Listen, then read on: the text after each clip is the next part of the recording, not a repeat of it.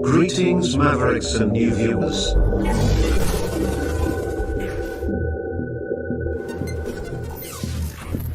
Tonight, direct and live from the Maverick News Network World Studios. This is Maverick News with Rick Walker.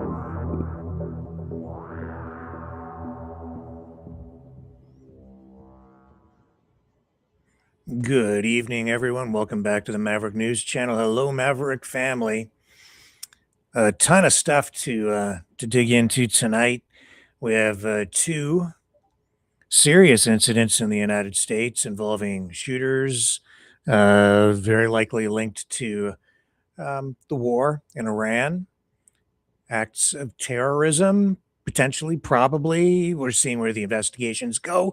We're going to get you the latest information. Also, the Prime Minister in Yellowknife tonight addressing Arctic sovereignty, and that is ongoing even as we speak. But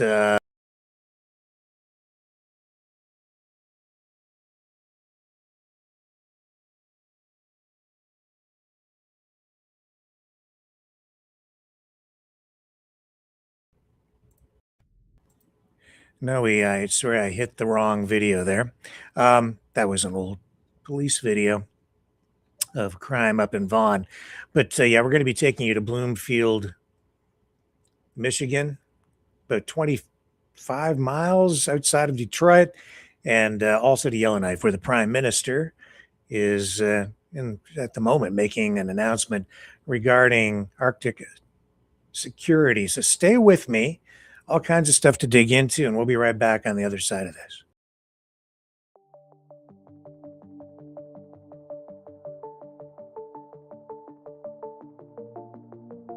Greetings, brave Mavericks. Our quest for truth continues. We go beyond fake news. Together we expose propaganda. Together we pull others out of rabbit holes. We are Maverick thinkers. We are all unique individuals, defenders of individual rights and freedoms, credible, trusted, grounded in reality. Maverick News, defending free speech, Donate at freedomreporters.com. Do it now. Tomorrow may be too late. Maverick News. The world is watching.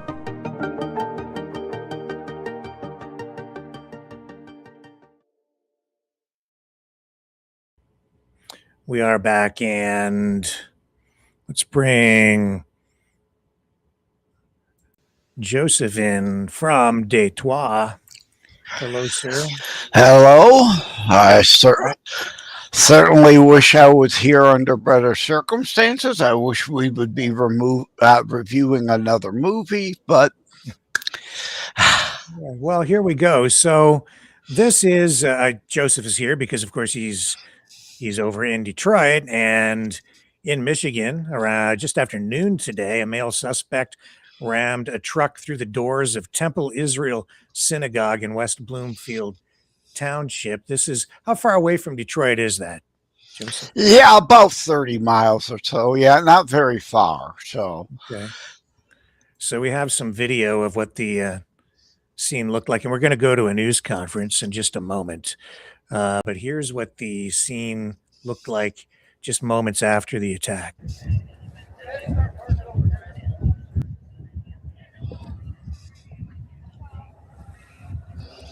So that's when they were still treating it as a potential active shooter, not knowing if there could be an accomplice, or he did have incendiary devices in the vehicle, so they weren't sure also if there might be a bomb to go with that. So yeah, they were still cautious at that point. Okay, so it looks like we are not running on our main channel. Uh-oh. So hang on a second here. Let me just check.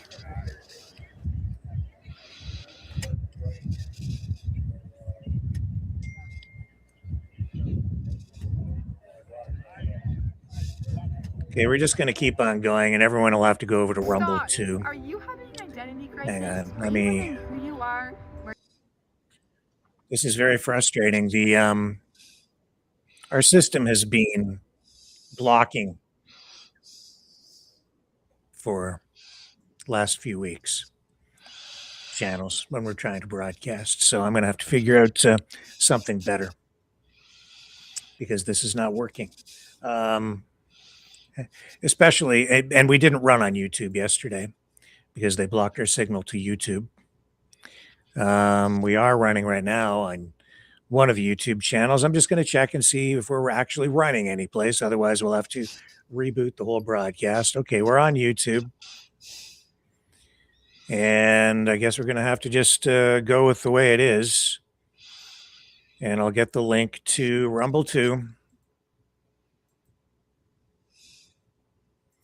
Are we running over here? Yeah.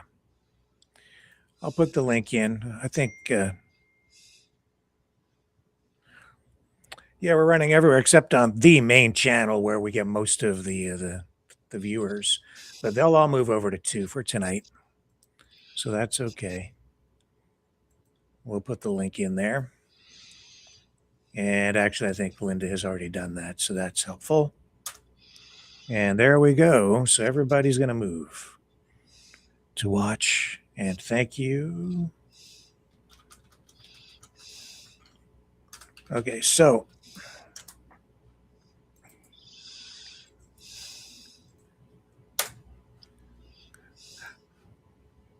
all right. Let's get this show on the road, shall we? So yeah, so here's what we know. Truck rammed through the doors of Temple Israel Synagogue in West Bloomfield Township.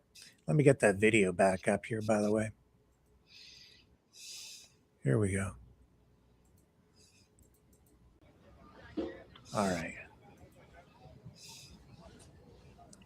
In West Bloomfield Township, this is a suburb of Detroit, one of the nation's largest Reform congregations with a preschool and a school inside of this building. The vehicle drove down a hallway near classrooms, and the attacker exchanged gunfire with armed security guards. Security neutralized the suspect. He was killed at the scene. His body was apparently badly burned in a fire that came afterward, and authorities say identification is still pending. One security guard was struck by the truck and is being treated, but is expected to recover. And all 140 preschool students, teachers, and staff are safe and accounted for this evening. No other injuries reported. The FBI is leading the investigation, describing it as a targeted act of violence against the Jewish community. A lot of speculation online claims that this is an act of terrorism. I don't know if FBI. Yes, guys, we have actually all our phones are just going off with alert right now about the active shooter, so you could hear that noise. Yeah, this is not live. The video Sheriff that we're Bouchard showing here, you. Oakland County, also the chief of police.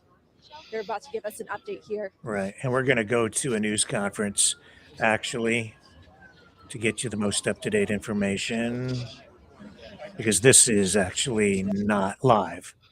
So let me go over here, Joseph, because I don't want to give people the older stuff. Let's give them the new stuff. And this is also not live, but this was just moments ago. So this is the most up-to-date information we have for you at the moment. And almost there. Just many things to click on. Get rid of that, and that's better. Okay, here we go.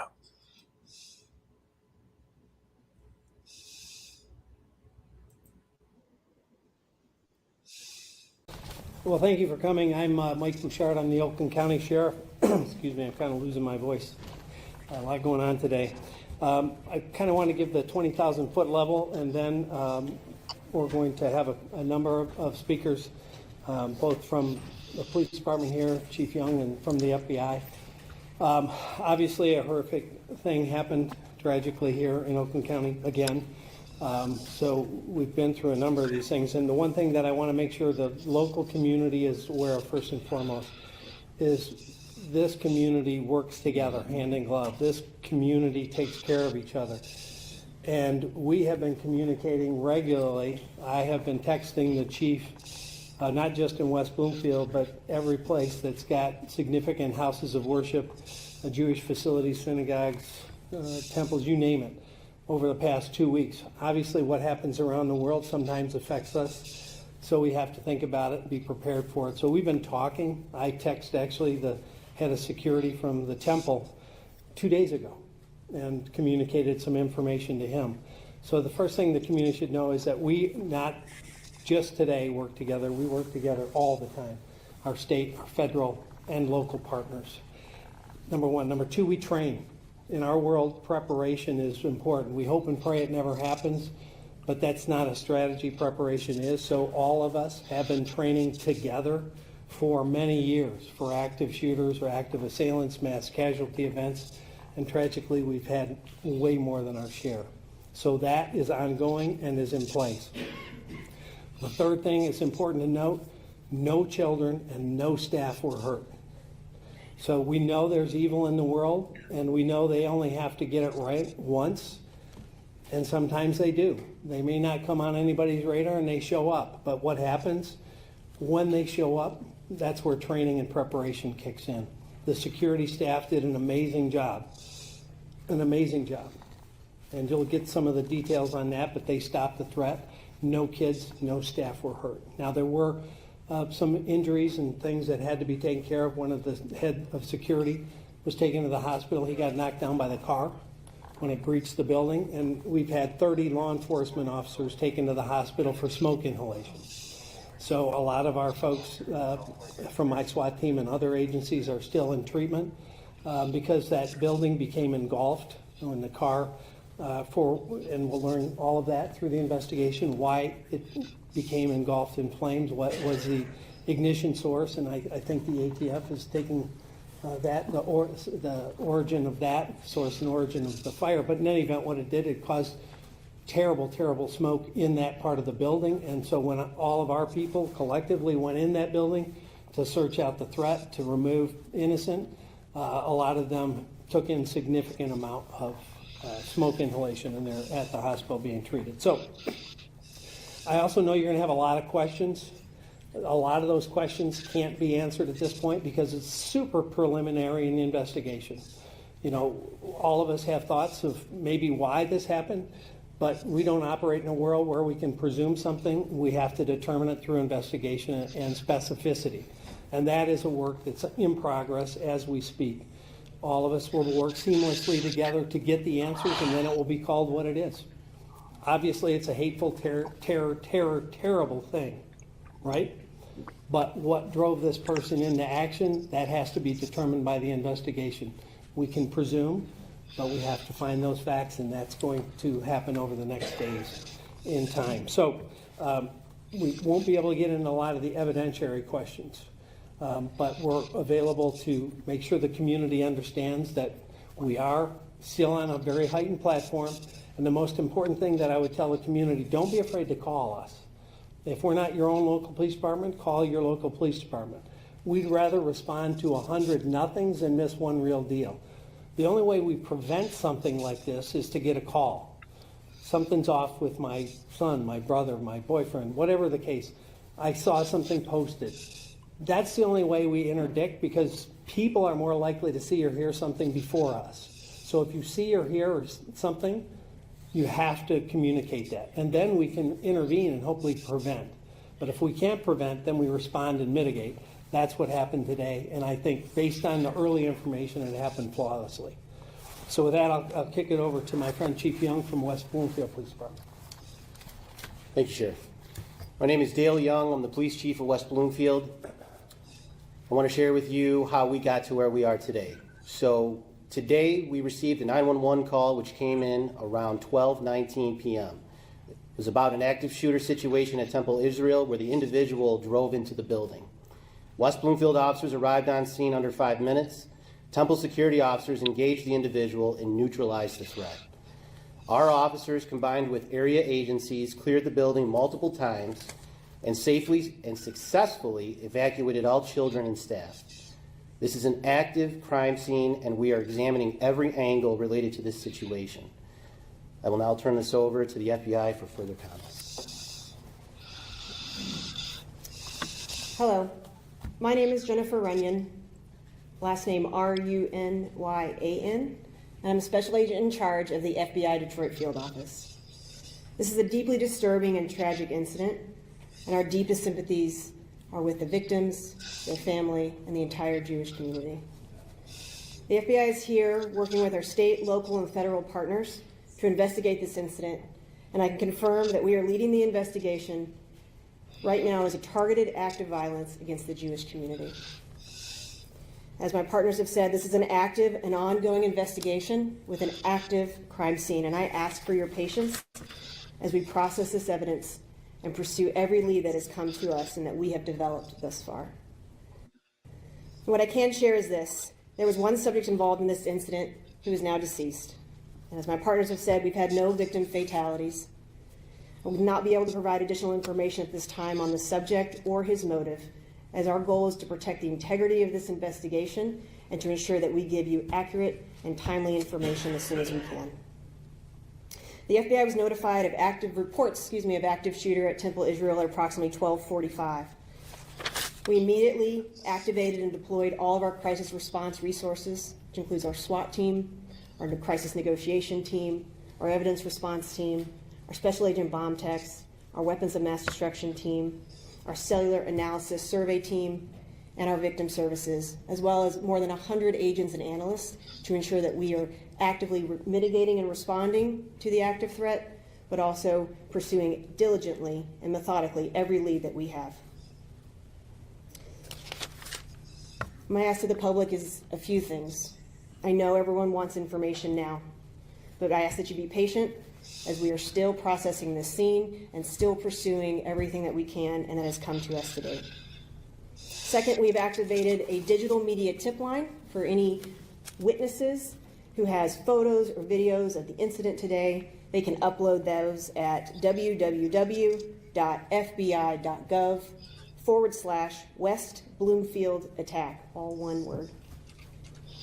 But the public can also report through our call line at 1-800-CALL-FBI if you have any information about this incident and or any other suspicious activity that you see around in your community, your life, your places of worship, your schools.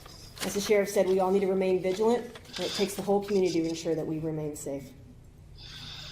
I also understand that congregants may have left some personal effects at the synagogue, and as soon as we have a reunification site to get those effects to the affected victims, we will be sure and release that as soon as possible. I want to thank our partners and the first responders and the security personnel at Temple Israel who did an excellent job at mitigating this threat, and we are very grateful for their bravery and their service. Next, I'd like to bring up or offer up Stephen Ingberg, the CEO of the Jewish Federation of Detroit.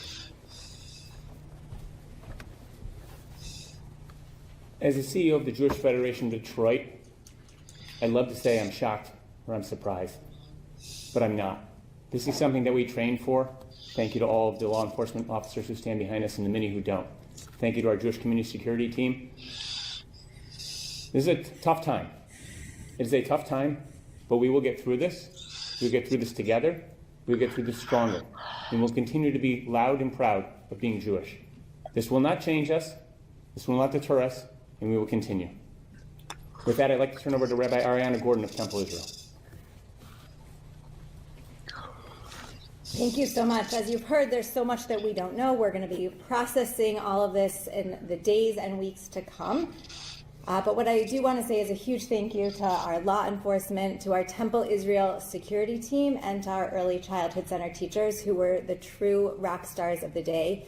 They ensured that all of our children remained safe and calm throughout the entire day and got every single child safely reunited with their parents this afternoon. And for that, I can't express my gratitude enough. We are really appreciative to all of you for making sure that everyone made it home tonight. Thank you for being here. Okay, I think that's it. Obviously, we can't get into evidentiary questions, as I said, but I think the message is clear that we all stand united, stand together, whether it's federal, state, county, or local. We're committed to keeping this community safe. If you think you can target the Jewish community in this county or anywhere in this state, you're wrong. We're going to not only stand in front of them to protect them, we're coming for you. So with that, thank you.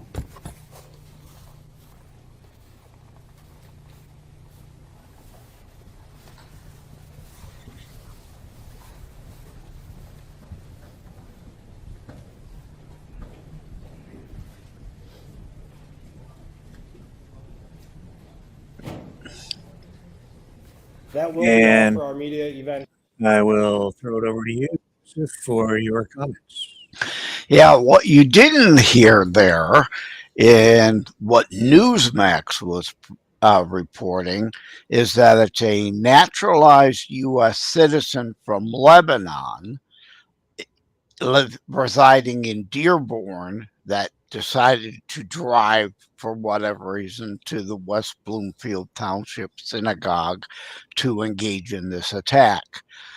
Much else beyond that, I've heard suspicions or rumors of a past terror charge and potential conviction, which means he could have potentially been stripped of his citizenship and deported. And indeed, if that were true, it's another case of an event that could have been very preventable, because the person should have never been here. If he's engaged in actions in the past, he should have been deported, couldn't have been here to do this now. But it's hard to keep all these incidents correct, because also today, Old Dominion University, there was an assault in Norfolk, Virginia, where that definitely was someone who was previously convicted on terror charges, should have been deported, was not, was protected, did this in the name of ISIS again, and one dead and one injured there, as well as the shooter there dead. So these things are happening so fast and furious, it's almost hard to keep all the facts straight. And of course, you all had the U.S. consulate attack just a few days ago on the 10th of this month.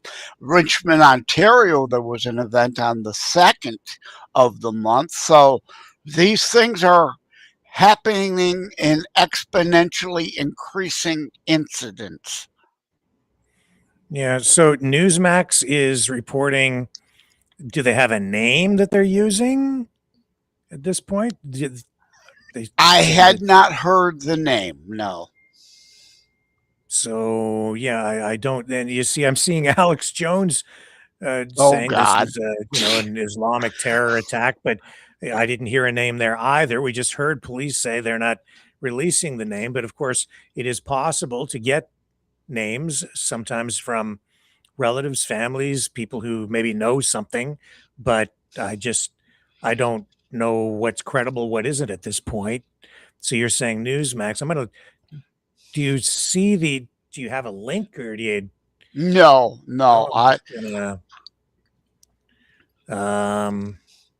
So here's Fox 2 KTVU, Temple Israel shooting, what we know about suspect, but they're not naming a name.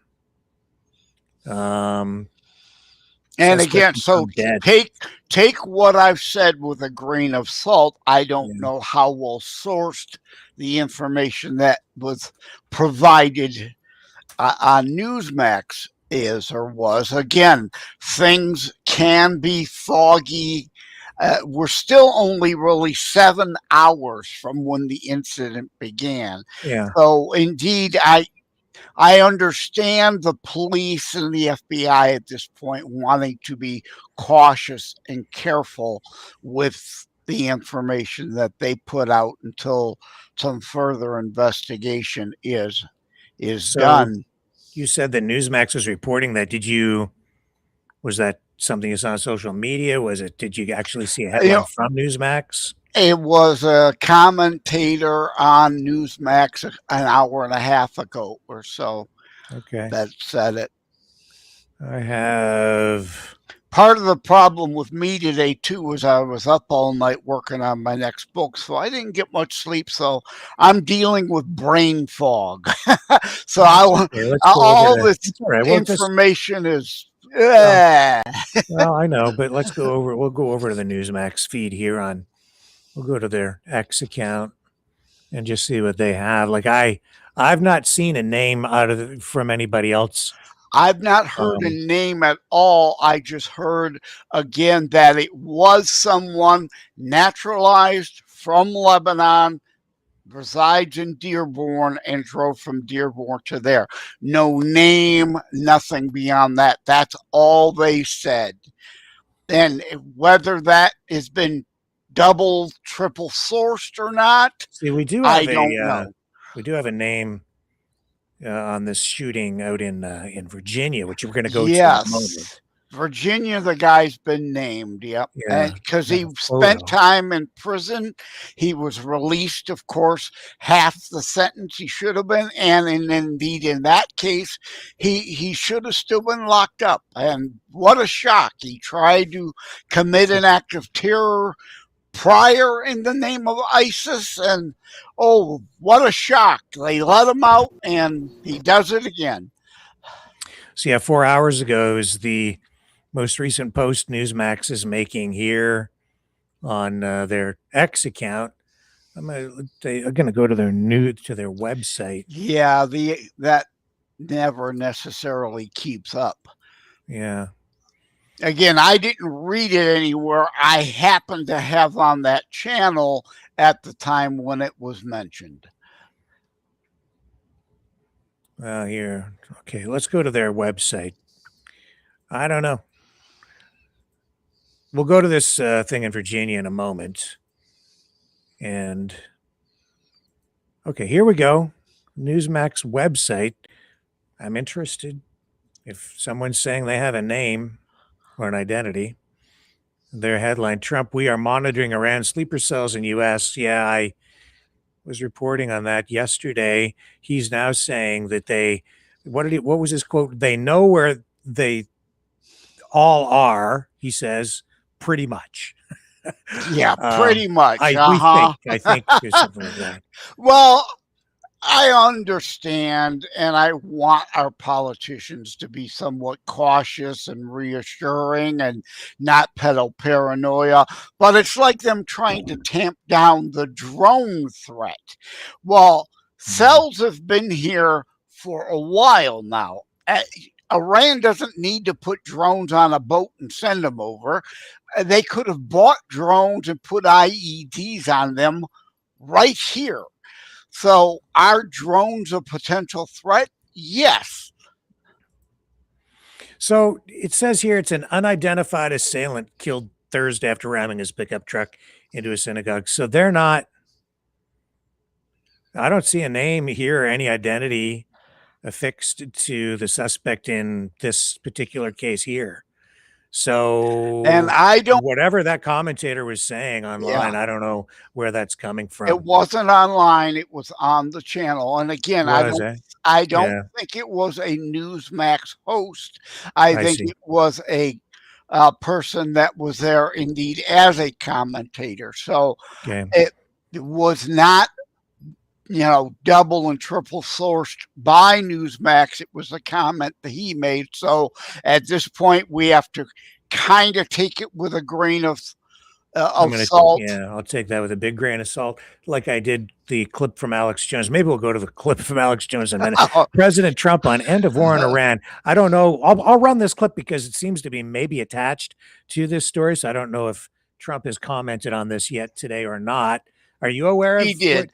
He made comments, hearts and thoughts and prayers out to the Jewish community and, just generic commentary. More of the same, and we'll see how that all comes out. Right now, they've lost their Navy, they've lost their Air Force, they have no anti-aircraft apparatus at all. They have no radar.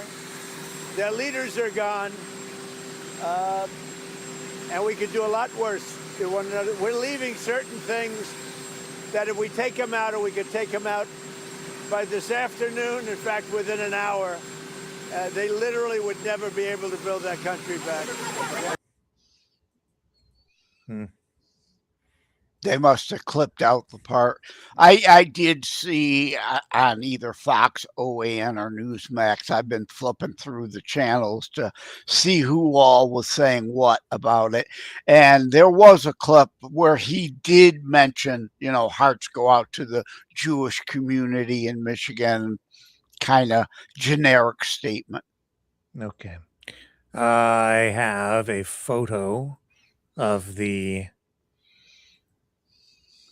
suspect in Virginia. Let me grab that for you here. Many things to click on again in order to get it up on the screen. Right there. And there we have it. So what do we know here? Yeah, this is the guy that's an ISIS sympathizer. And so, yeah, authorities say a gunman, this guy, opened fire inside Constant Hall at Old Dominion University in Norfolk this morning. It happened around 10:40 a.m. Suspect has been identified as 36-year-old Mohammed Baylor Jallo, former Virginia National Guard member and naturalized U.S. citizen, originally from Sierra Leone. Court records show Jallo pleaded guilty in 2017 to attempting to provide material support to the Islamic State group ISIS. And because they're saying a naturalized U.S. citizen, I'm wondering, Joseph, if maybe the person speaking was confused. It's possible. Again, both incidents occurred today, or maybe I misheard what they were saying and was confusing the stories. I can't claim that I didn't get them confused. But indeed, we know this one was naturalized, but the other one they were saying was naturalized from Lebanon. This they're saying from Sierra Leone. And again, if he was indeed imprisoned on terror charges, he could have been stripped of his citizenship and deported and would not have been here to be able to commit this act. So in 2017, he entered a guilty plea to attempting to provide material support to ISIS, including plans to acquire weapons and to donate money for attacks. He was released from federal prison last December, so just months ago. Entered an ROTC classroom and opened fire, killed one person, a retired military officer, serving as an instructor, and wounding two others who were hospitalized. And then quick-thinking ROTC students subdued and killed the gunman. Before police arrived, the FBI investigating this as an act of terrorism. FBI Director Kash Patel and Special Agent in Charge Dominique Evans have both confirmed the ISIS links and praised the students' heroism in stopping the attack. Classes at Old Dominion are canceled for the rest of the week, and counseling is being offered to the campus community. I believe we have the video of the news conference there, which also just a very short time ago, so we'll get you the most up-to-date info on that. Any comments on that, Joseph? No. I unfortunately, again, with two events happening the same day, information is trickling out pretty slow. Sure. So, okay, I've got the clip. I've got the comments on that. If I can get the computer to cooperate.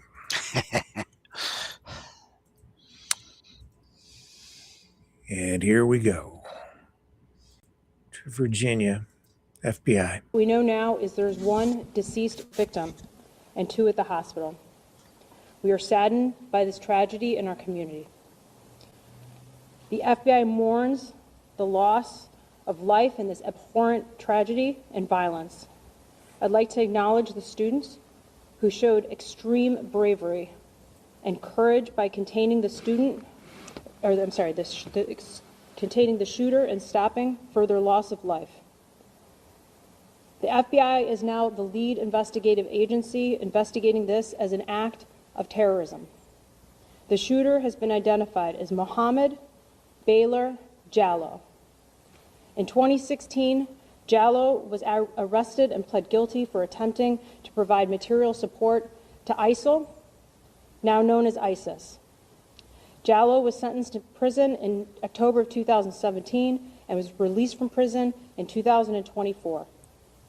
FBI Norfolk's Joint Terrorism Task Force and our evidence response team responded to the scene and will continue to have a physical presence here at the scene as we process the evidence. Additionally, we are conducting other investigative steps into Jallow and the specifics of the shooting. We have dedicated analytical and tactical support. We are aiding in this investigation throughout the entire time. We will continue to work alongside of our partners and those in the community to find answers.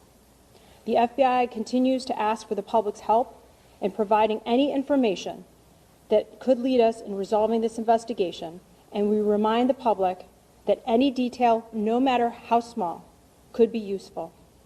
A collection of those small details may help paint a complete picture. We ask that the public submit their tips to www.fbi.gov/ODU shooting. Do you have any questions for me or for my partners here? Yes? Yeah. With still little details that we know about the shooting so far, how are we able to confirm that this was an act of terrorism? How it was an act of terrorism? I can tell you that we have confirmed reports that prior to him conducting this act of terrorism, he shouted, stated Allah Akbar, and he was formerly a subject of a FBI investigation in material supporting terrorism. Agent, were there explosives in his car? We have no information about any explosives in his car or anywhere else at this time. Did he have one weapon? As far as I know, we only know of one weapon that he had on his person at this time. What kind of aid was he giving to ISIL 10 years ago? He wanted to conduct a terrorist attack similar to that in Fort Hood, Texas. Is there any mention of the war in Iran right now? None whatsoever. How was he deceased? There were students that were in that room that subdued him and rendered him no longer alive. I don't know how else to say it, but they basically were able to terminate the threat. So he was not shot? He was not shot. He shot 3 people? Correct. We have information that he shot 3 people. The one that went to Virginia Beach for treatment, was that person? One moment. Going back. So I don't have any information at this time about the specific, life-threatening or not otherwise to the 2 that are still alive.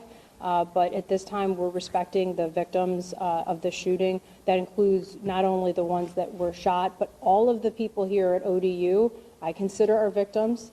This is a tragic event, and I do ask that you look at that. You're all part of our community too. And so I just want to throw that out there too, to give the respect and the time needed to provide that additional information about the victims. Did you say he was released in 2024? Correct. What was the Bureau's intelligence level on him since then? So I don't have any of that information right now. That's because this is an ongoing investigation. After we learned of his name, we confirmed that he was formerly a subject of material support to terrorism investigation and obviously was sentenced for that. But I don't have any information indicating that he was known or an ongoing problem.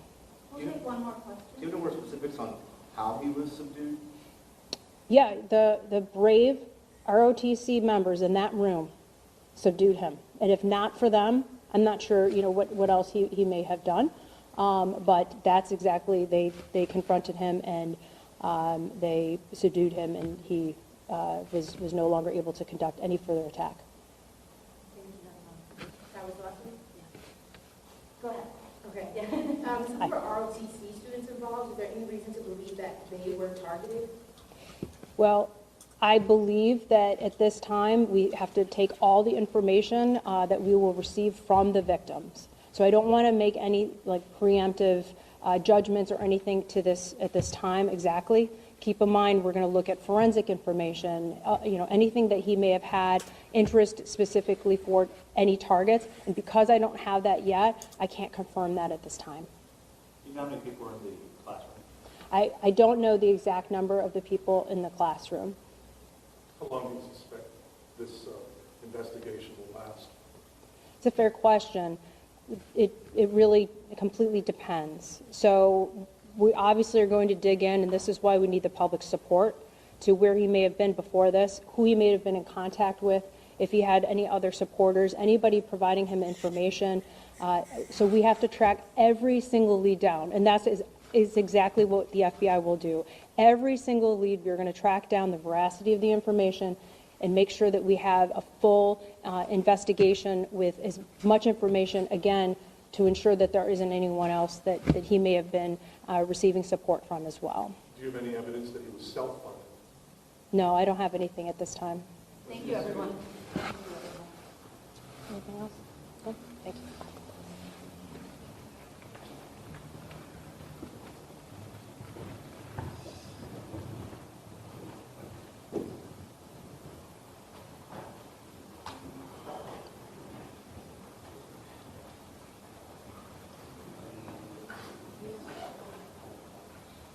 Well, what I find interesting, since I don't know where Rick went, Cosmo might have need his attention again. But what I find interesting in this is the question was asked, did the suspect do this because of Operation Epic Fury? And they said they have no evidence of that. Well, the suspect is dead. He's not going to give up information.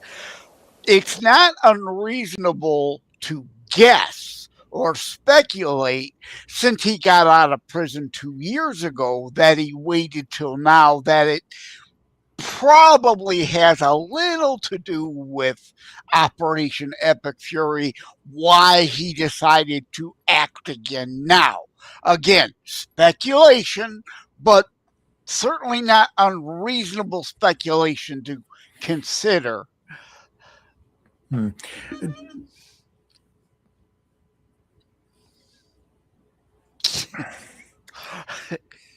It sleeper cells, talking about sleeper cells, talking about this lone wolves, right? You don't know. The warning from the FBI saying Iran is ready to launch drone attacks against California. When I hear stuff like that, I'm like, maybe. On the other hand, it could be propaganda. It could be that. It could be disinformation from the government, or it could be false information being fed to the government. I don't know how you make sense. Yeah. What's real anymore, right? I don't doubt. Well, if you listen to Iran again, how much do you want to listen to the Baghdad Bob side of things? Oh, they're winning the war, right? They're going to strike us with drones. Well, is it indeed just hyperbolic lashing out? Or, again, we know people, there are almost 200 countries on the planet. And we know, we've seen almost 3/4 of all nations.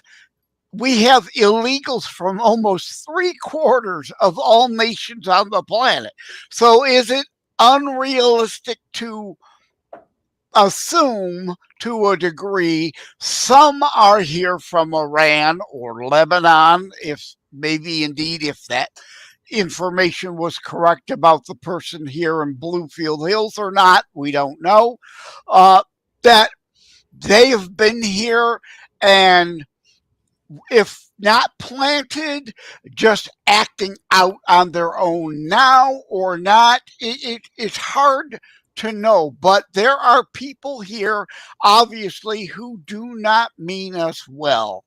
And being able to keep an eye on them all is certainly not realistic. We try to tamp down events before they happen, but it's impossible. It's like Bouchard said in the press conference. They only have to get it right once in a while.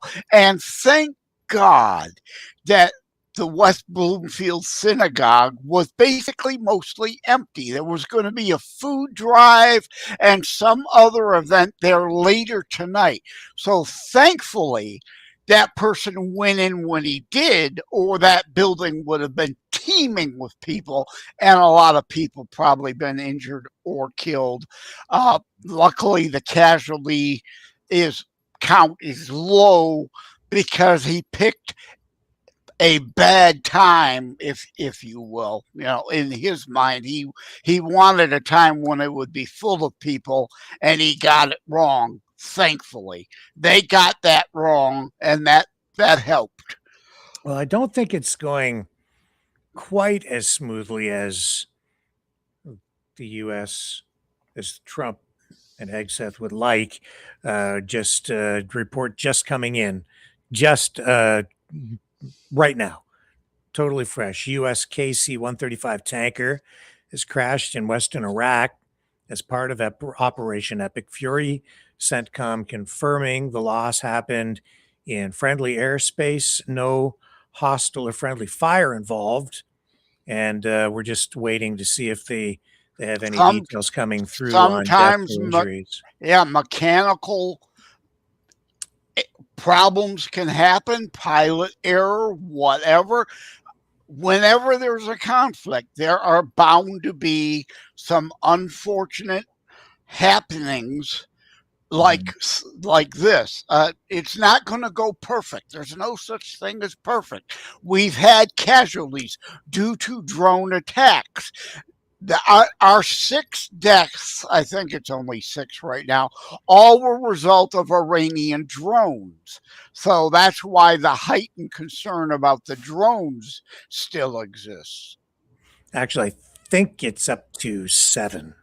Is it now 7? 6, I think it was revised yesterday to 7. But if one of our an planes attack in Kuwait, and then there was a 7th death in, I think it was Saudi Arabia, if I'm not mistaken. I'd have to check the details on that again. But in any event, but if a plane went down from our side and there are some more casualties, am I surprised? No. Things go bad in a conflict. It's never going to go 100% your way. Yeah. That doesn't mean the war all of a sudden is a failure.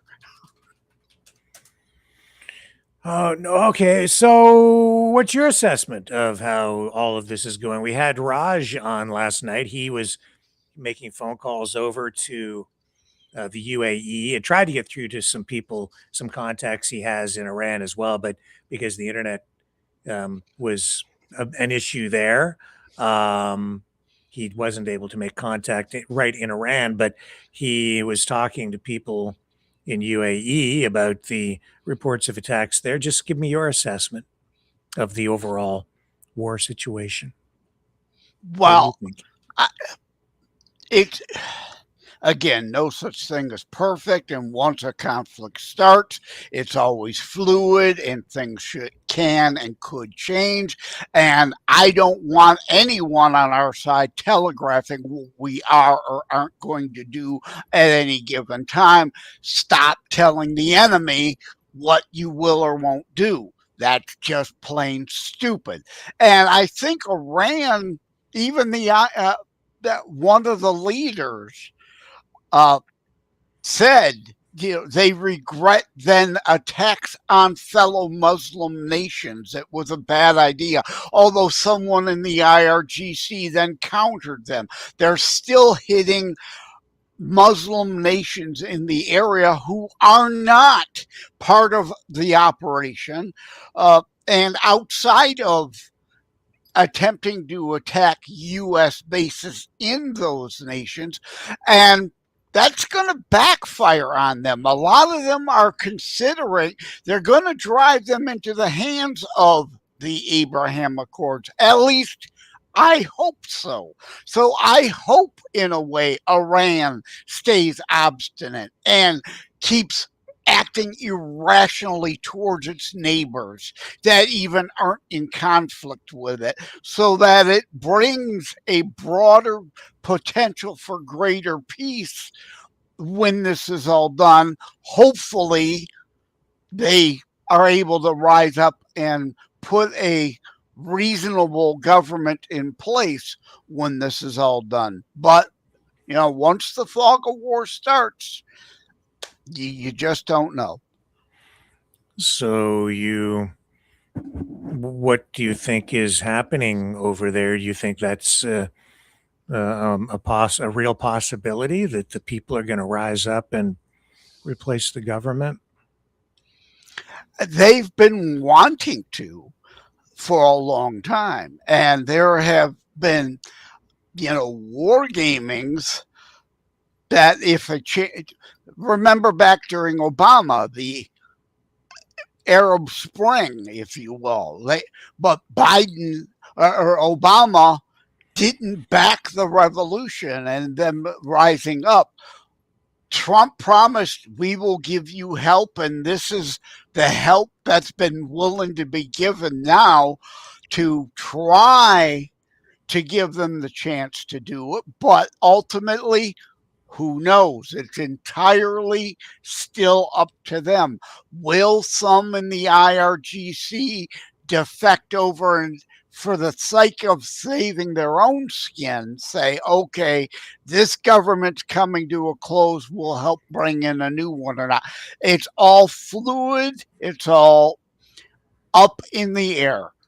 And if anyone says they know, they don't. No one knows.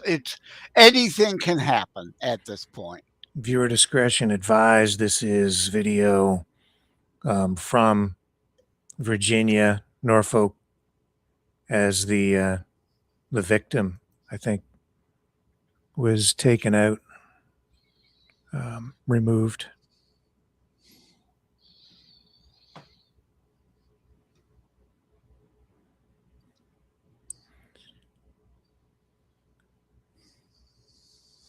And you can see, you see what's going on there.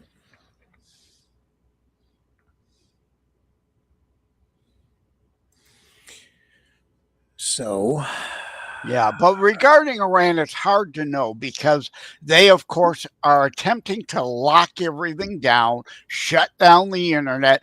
Elon's tried to deploy Starlink, but any information in and out is spotty at this point. So what's really happening on the ground there internally, it's hard to say. So, again, I wonder what the true objective is here. Like, what's the end game? What is it that they are trying to achieve? Like, I still find the messaging very conflicting from the administration. Again, in a way, I'm glad it is. Strategic ambiguity. You do not, unless if you're a moron, as we have been in the past, telegraph what you are or are not going to do. The absolute one hard and fast stated goal is you will not be able to keep a nuclear program. We will decimate your missile program. Also, if regime change happens, we would welcome it, but we ourselves are not at this point open to committing boots on the ground, but at the same time, it's not ruled out. And I don't want anything ruled off the table. Everything is on the table until it isn't. So you think that it's strategic to not state what the objective of the war is, so that the American public, the American taxpayers, you're not supposed to know why you went to war?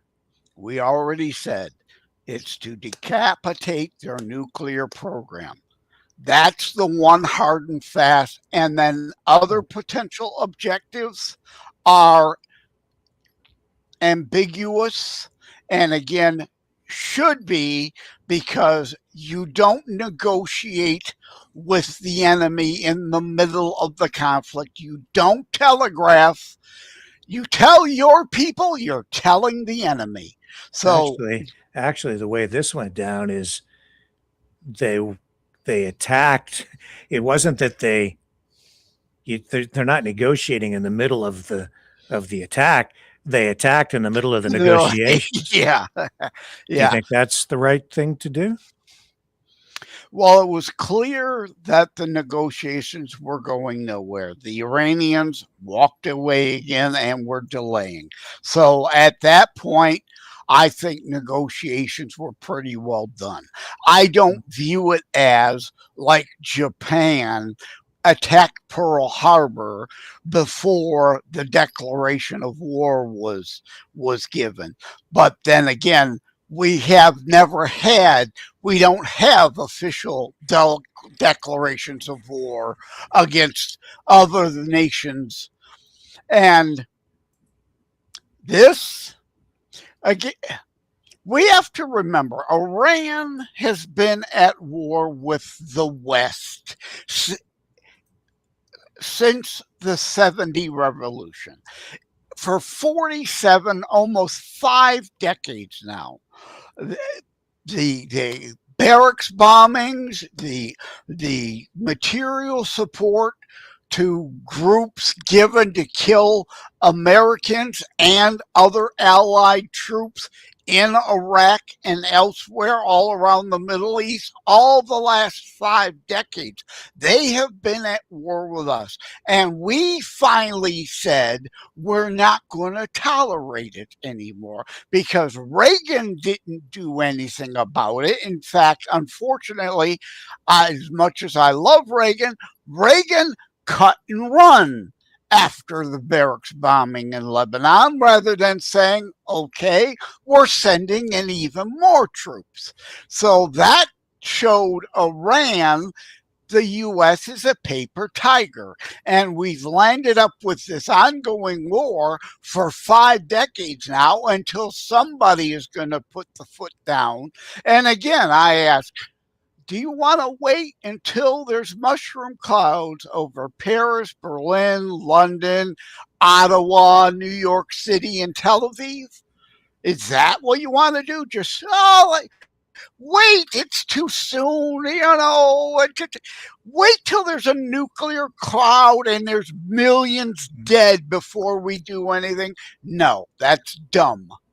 Well, it was just last June that Trump said that the entire program had been obliterated. And I mean, so I think what you're spreading here is fake news, because according to what's on the White House website tonight, Iran's nuclear facilities have been obliterated, and suggestions otherwise are fake news. So what you're saying is supposed to be fake news. And our own intelligence has been putting out information that they have been rebuilding, and they've been working at another facility at another mountain that would be even deeper underground. That's why boots on the ground are not out of the question. Special forces, either Israeli or American, are likely going to have to go in, because supposedly the Iranians said, we've got enough materials still left that wasn't destroyed. And again, Trump was being, hopeful. And I said at the time, no, they aren't obliterated. They did not hit Fordo hard enough. They did not hit all the facilities. So again, I'm not a Trump Hit Fordo cultist, hard and enough. just It's how many bunker busters did they drop? It was about a dozen, if I remember. yeah, but that was very deep 12. underground. Right And here. they were Witkoff, right here. We put 12 attempting to bunker buster reconstitute. bombs on Fordo. There's no doubt that it breached the canopy, and this is on the White House website. There's no doubt it was well within reach of the depth that these bunker buster bombs go to, and there's no doubt that it was obliterated. So the reporting out there that in some way suggests that we did not achieve the objective is just completely preposterous. And this is just propaganda, which, as I've said over and over, every side does. Canada puts out propaganda. The United States in this fair put out propaganda. I deal in reality. So which is real? The information they're putting out So now, we or the should information they put out in to June? make this about Trump is I don't know. I'm just stupid. It's not about Trump. It's on the White House website. I want to know what's Who's going on. president? I don't know. I can't tell what's real. I can't tell from what's online. I can't tell from what's coming out of Trump's mouth. I can't tell from what's on the White House website. Joseph, it's hard to tell. So we had Raj phone over to the UAE, where there are reports that the UAE, Dubai being attacked by drones. That seems real, but I want to make sure he's phoning over to talk to actual people who are there that he knows to confirm information yesterday. So we had him on. He was able to confirm some stuff. But at the same time, I've got Andrew Tate dancing in videos saying there's nothing to worry about. Over here, I've got other people. I've got other pro-Iranian, pro-Russian influencers like Colonel McGregor went online and said that all the U.S. bases had been destroyed, like completely destroyed. That was only days in. That's clearly not true. So I don't know. And now again, all sides engage in propaganda. So how do you know what you're saying is true? How do I know this is the girls' school? The administration, the U.S. is the information coming from the U.S. administration itself, from the Pentagon, indicates that it was a U.S. missile that hit that girls' school, killing about almost 170 people. And then Trump comes out on Air Force One and says that Iran did it. So he's contradicting his own people, his own intelligence. And Hegseth says only Iran targets civilians. And I'm not saying the U.S. targeted that school. I'm thinking it was a wayward missile. It was something that was a mistake. But then Trump comes out and says, he said it wasn't us. He said it wasn't the U.S. He said it was he's just blatantly didn't qualify it at all. It was Iran that did it, he said. And then he said that they used a Tomahawk missile because Iran has Tomahawk missiles. Well, where would they get those? From the U.S.? Well, does the U.S. ever sold Tomahawk missiles to Iran? So where the hell does that come hope from? Not. Yeah. And all of this is part of fog of war. And again, both sides, all sides will always engage in propaganda. But as you said, trying to sort through it is and can be difficult. Could that have been an errant U.S. missile? Yes. So we just trust the politicians that they're doing the right thing for the right reasons. Like, I'll tell you right now, as a Canadian sitting up here, seeing the way that the Trump negotiating team has been treating us and the propaganda directed at us right now, that makes me want to puke. I mean, it's gross what they're saying about us, Joseph. The lies are like off the chart. I have to tell you, just straight up freaking lies. In fact, I wanted to pick your brain a little bit tonight because I'm curious to know, like, what people what are you thinking about Canada right now? Like, I know that there are concerns, but I can flip that right around over on you guys, because what I'm seeing going on down in the States, like, you're confirming, and Trump is confirming, you've got sleeper cells of Iranians ready to attack all over the US, right? So I'm like, Potentially. I don't want that up here. So that's a huge threat to Canada, because we now have a destabilized environment on our soil because of what he has done. It's an attack on Iran that we weren't involved in, we weren't consulted on, and yet we're already paying the price, because we're seeing actually that a military base in, I think it was Kuwait, we'll get some information on this, just coming out now, where Canadian soldiers were stationed, I think along with some Americans, attacked, but the information didn't come out right away. It's just coming out today. It happened back on March 1st. Well, there's Canadian soldiers targeted, attacked, and we're not even involved in this. And yet I just had, David Wiley on, right? American, tied into the government, of course, and very, grateful for having him on. But he's expressing concerns about Canada's threat to the United States. You expressed concerns about Canada's threat to the United States because we have like some electric cars coming. I mean, literally people are freaking out. This is what I'm hearing on conservative media down in the States, and independent conservative media, and that Canada poses this huge threat to the United States. It's it's ridiculous.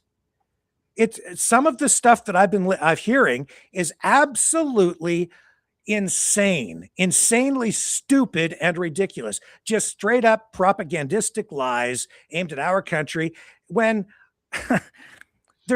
we're kind of in the same boat. Both of us, both of our countries, we both kind of have the same concerns, same objectives.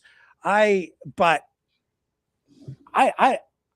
concerned, because accurate information right now is needed more than ever, especially when we're seeing these not just political, but even military objectives being identified and then acted upon with all of these different countries right now. And this is not what Trump promised during his election campaigns. He said he was going to keep the United States out of wars. He said that he didn't want boots on the ground in Iran. He said it repeatedly over and over. He said that other politicians had been stupid in the way that they've dealt with this stuff. For Iraq, for the way that the Middle East has been handled, he promised that he wouldn't go to war in Iran. He said it would be stupid to go to war in Iran. And yet here we are. And how many military interventions do we have now? What's going on? We're at war in Iran. Like, I'm not trying to pin this on you at all. I'm just saying that it just doesn't jive. What the hell has changed? Nothing has changed from the first term and him saying, for decades, presidents, Democrat and Republican, said it will be unacceptable for Iran to have a nuclear weapon. And everyone is kicked the can down the road. He is doing something about it. Right. This goes back before 79. This goes way, way back. 53.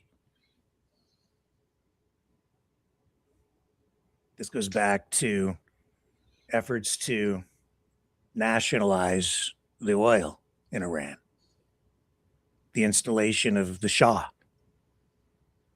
which was a government propped up by the U.S. Yep. You think that was better? In some ways, I guess it was. A lot of the Iranian people are asking for the son of the Shah to be installed. So they think it was. So were there, were in some cases was it better? Yes. Some cases was it worse? Yes. Again, no such thing as perfect. It was the socially it was more liberalized, okay? Yeah. but it was still autocratic. It was authoritarian, brutal, propped up by the U.S. And just as for a while we did Saddam too. Yes. And so I mean, where's the consistency and where's the virtue in any of that? No such thing as perfect. That's for sure. Yeah. Sometimes you deal in the lesser of the evils and hope for the best. So we're going to war. We're at war to get a lesser evil. I hope not. I don't know, man. Like, I love you. Okay. Please don't invade us, because they're ramping up to do it, whether you realize it or not. It's a very real thing. And I know you keep dismissing it, but it's a very real thing up here. Mm-hmm. It is. You just don't see it because you're not being fed the information through your algorithms on your social media feeds, but I'm seeing it. And also, I'm not going to address it because it's nothing I agreed to talk about today. Have no interest in bothering to discuss it. It's not the issue of concern. It's absolutely the issue of concern. It's all tied together. It may be for a lot of conspiracy theorists over in Canada's concern right now, but yeah. I've got, sir, I am not a conspiracy theorist. I deal in real information, and I have people talking about it on the U.S. side. This is bullshit.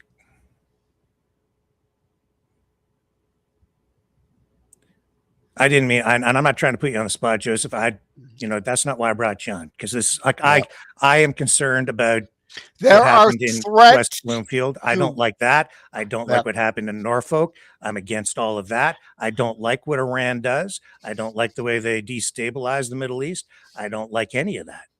I'm against all of it. You are part of the Western culture. When they say death to America, they indeed mean death to all Western culture, including the Canadian culture.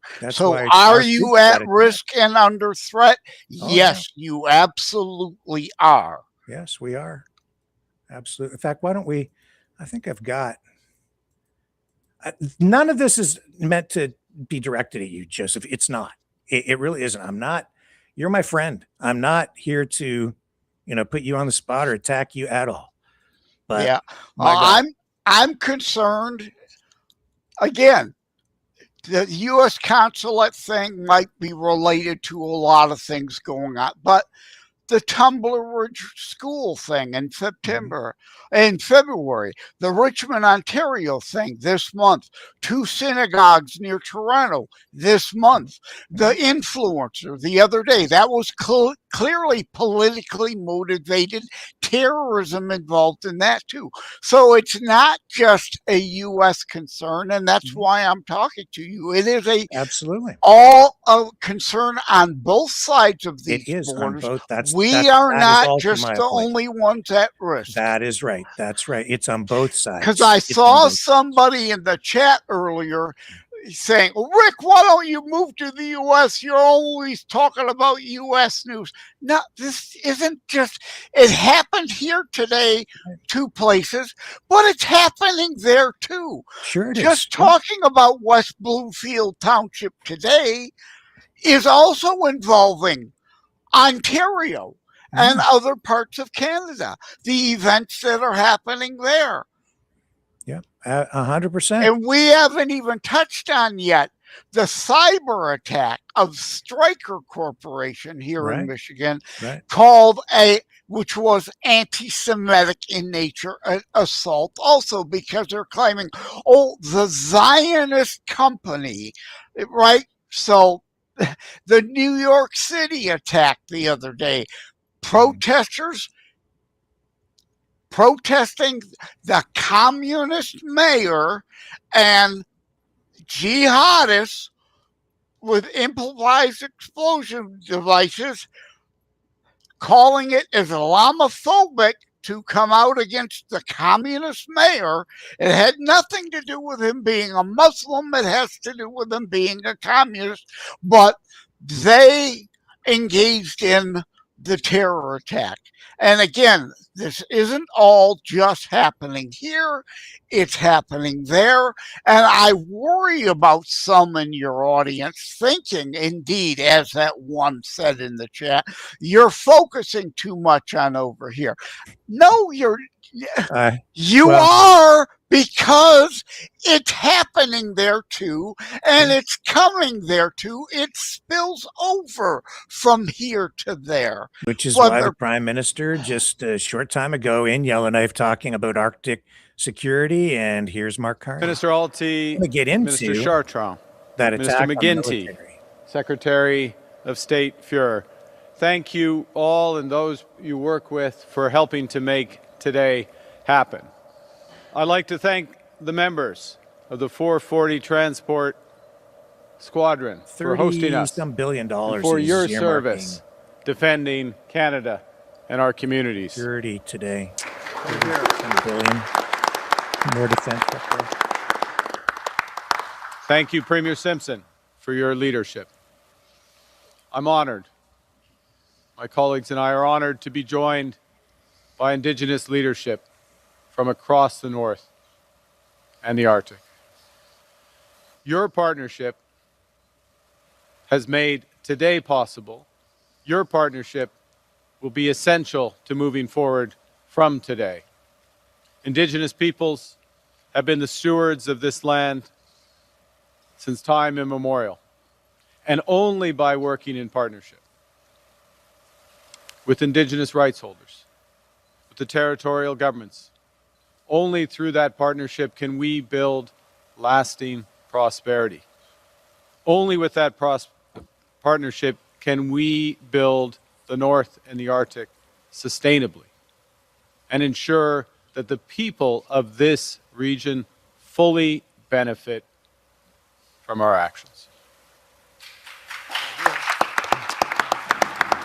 Now, awesome. That's good. I've never had a drum accompaniment. That's good. This is a historic day. And this historic day has been a long time coming. 1958, Prime Minister John Diefenbaker asked Canadians to consider, and I quote, a new imagination for the Arctic. He portrayed the North as Canada's last great frontier, part of our national consciousness. Well, certainly an area that contains 40% of Canada's landmass and over 70% of our coastline is at the very heart of our nation.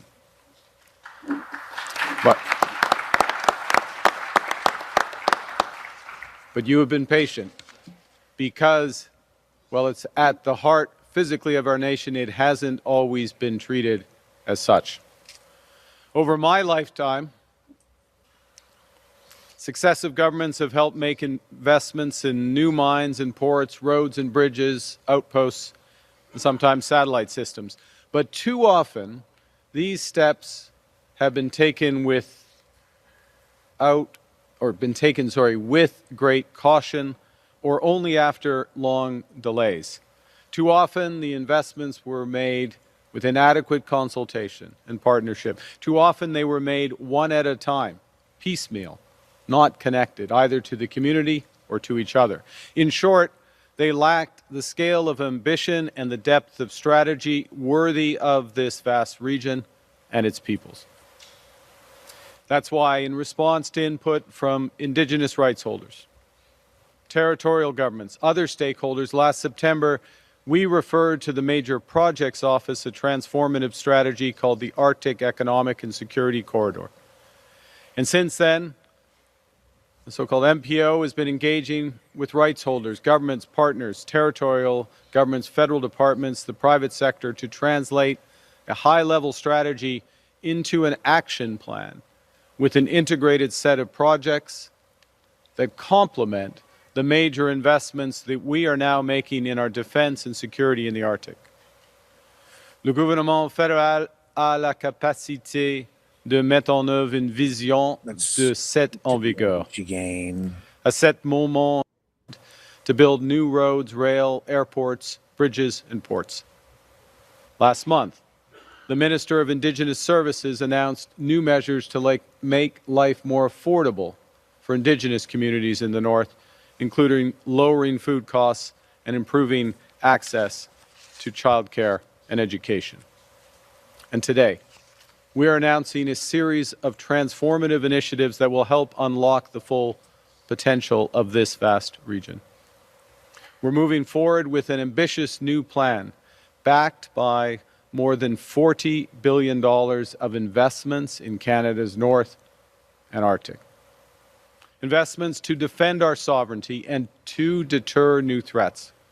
Investments to connect, build, and transform Northern and Arctic communities. With this plan, we are taking control of our future. We will no longer rely on others to defend our Arctic security or to fuel our economy.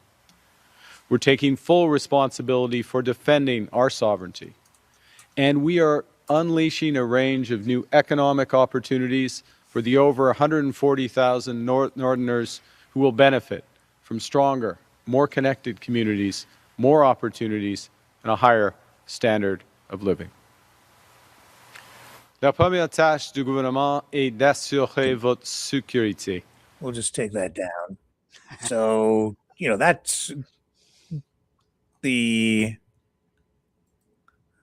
tack that Canada is taking on Arctic security, which is something Trump keeps talking about, and with regard to Greenland. And he's following, the Prime Minister is following this up by heading off to the Arctic War Games, and he's going to visit Norway as well as part of that. Observing exercise will help inform domestic Arctic defense. So from Yellowknife, off he goes to Norway to talk about strategic alliances there and working with other countries to secure the Arctic for NATO. And I am glad to see him stepping up and doing more about that. That's wonderful. That's great. Because indeed, as we've discussed, we're tired of being the one relied upon and always the backstop. Others need to step up and do more. No problem. But at the same time, I don't want you to bankrupt yourselves doing it. But the point is we've been bankrupting ourselves, allowing NATO to underspend on their defenses. More so Europe, I'm talking about now, of course. But, you know what I mean. We've had this discussion before. It's about time Europe is stepping up and taking their defense a little more seriously now. It's like, where is the UK and France and Spain in the Straits of Hormuz now? Where the hell is your Navy? Send your damn Navy to make sure the Straits of Hormuz stays open. It's not just our problem, it's more so Europe's problem, who is much more dependent on that oil than we are. So step the bleep up.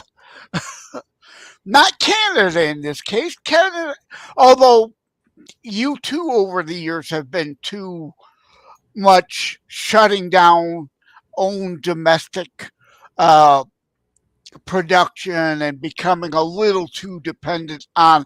And how environmentalists, I gotta ask these climate nuts, in all seriousness, how is it better to ship oil halfway around the world on ships, dirty oil, as opposed to the light, sweet crude we can bring out of our own ground? It's much more environmental in a way with our Western standards and environmental standards, and distill it here as a national security issue and a economics well-being issue. How is it better risking shipping it over in tankers and bearing that extra expense Well, I think that part of the concern is following the rules and international law and not violating other countries' sovereignty. And so, Well, that has we're nothing to toward do with Canada. And domestic drilling or not.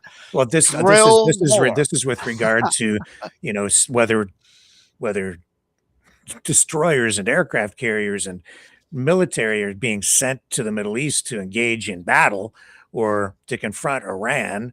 And I've addressed this many times since the beginning of the war, and that why did the UK not send its navy immediately? Because the UK doesn't want to be involved in an offensive action against Iran, but once Iran attacks a UK military base, now they can take defensive action. So now they're sending the Navy, and so too that may be the case with Canada, and that appears to have been something that happened on March 1st. Carney asked about this today. Information just coming out. Ottawa questioned, you see in this headline, why Iranian strike on military hub with Canadian forces was not made public. Says the federal government is facing questions on why an Iranian missile strike on a military hub in Kuwait, where Canadian armed forces personnel are deployed, was not made public sooner. Reports of the strike first published in La Presse on Thursday, today. According to the report, the incident occurred March 1st at the Ali Al Salim Air Base in Kuwait, which is also home to a large American contingent. The report also said Canadian military members were not harmed. And then at that press conference in Yellowknife, Carney was asked directly about why Canadians were not informed about the incident earlier, but he did not give a direct response. I have queued up right here what he said. Here's his response. Because he doesn't want Canada drawn into it. And I don't blame you for not wanting to in this yet at this point. And Iran is being rather stupid in the haphazard way they're attacking places. And indeed, if they kill Canadian troops, there are plenty of things they could hit to steer clear of Canadian troops or British troops or French troops or even other Islamic nation troops that are, or Islamic nations like Qatar. Qatar has been an ally to Hamas and Hezbollah. In fact, Qatar finally kicked Hamas out of Qatar, as we've been asking them to do for ages, because Qatar is saying, Iran, we've been housing your terrorists, and now you're going to attack us? What kind of moron does that? And Iran is bringing the whole world against them now. People like Canada and Qatar and whatever that would otherwise stay out of it, going to be drawn in on it now. And that's dumb on their part. And I can understand Carney. This is not about Carney. This is about Canada as a governance not wanting to release the information, because indeed they don't want to go draw into this if they don't have to be. I don't entirely blame them for that. Well, let's listen to what he said. If you can confirm in English if this attack happened, and why you didn't inform Canadian before? Well, I mean, I'm not the only spokesperson for the government, but I'll just confirm that Canadian forces are, the members of the Canadian forces are all safe and sound. I reinforce, as I said in French, what you know, which is that we are not engaged in these actions of the U.S. and Israel. We're not engaged in offensive actions, and we will not be engaged in those actions. See, and if you listen to what he's saying carefully, Carney has been accused of kind of offering up word salads and contradictory statements with regard to the war and whether they're going to be involved or not. See, now let me ask you this. As you heard him say that, what does that mean, what he just said about not being involved in offensive actions? What's that mean to you? What do you hear? wanting to hold back and not be dragged into it. And in a way, it would, on the one hand, you like the concept of a coalition, right? I would have loved, like with other nations, especially Afghanistan, Article 5 address. But when you bring in a coalition of a bunch of nations, it complicates things. It's much better if one set of military is doing it as opposed to, oh, are you going to do this or are you going to do that? Do we need it delays?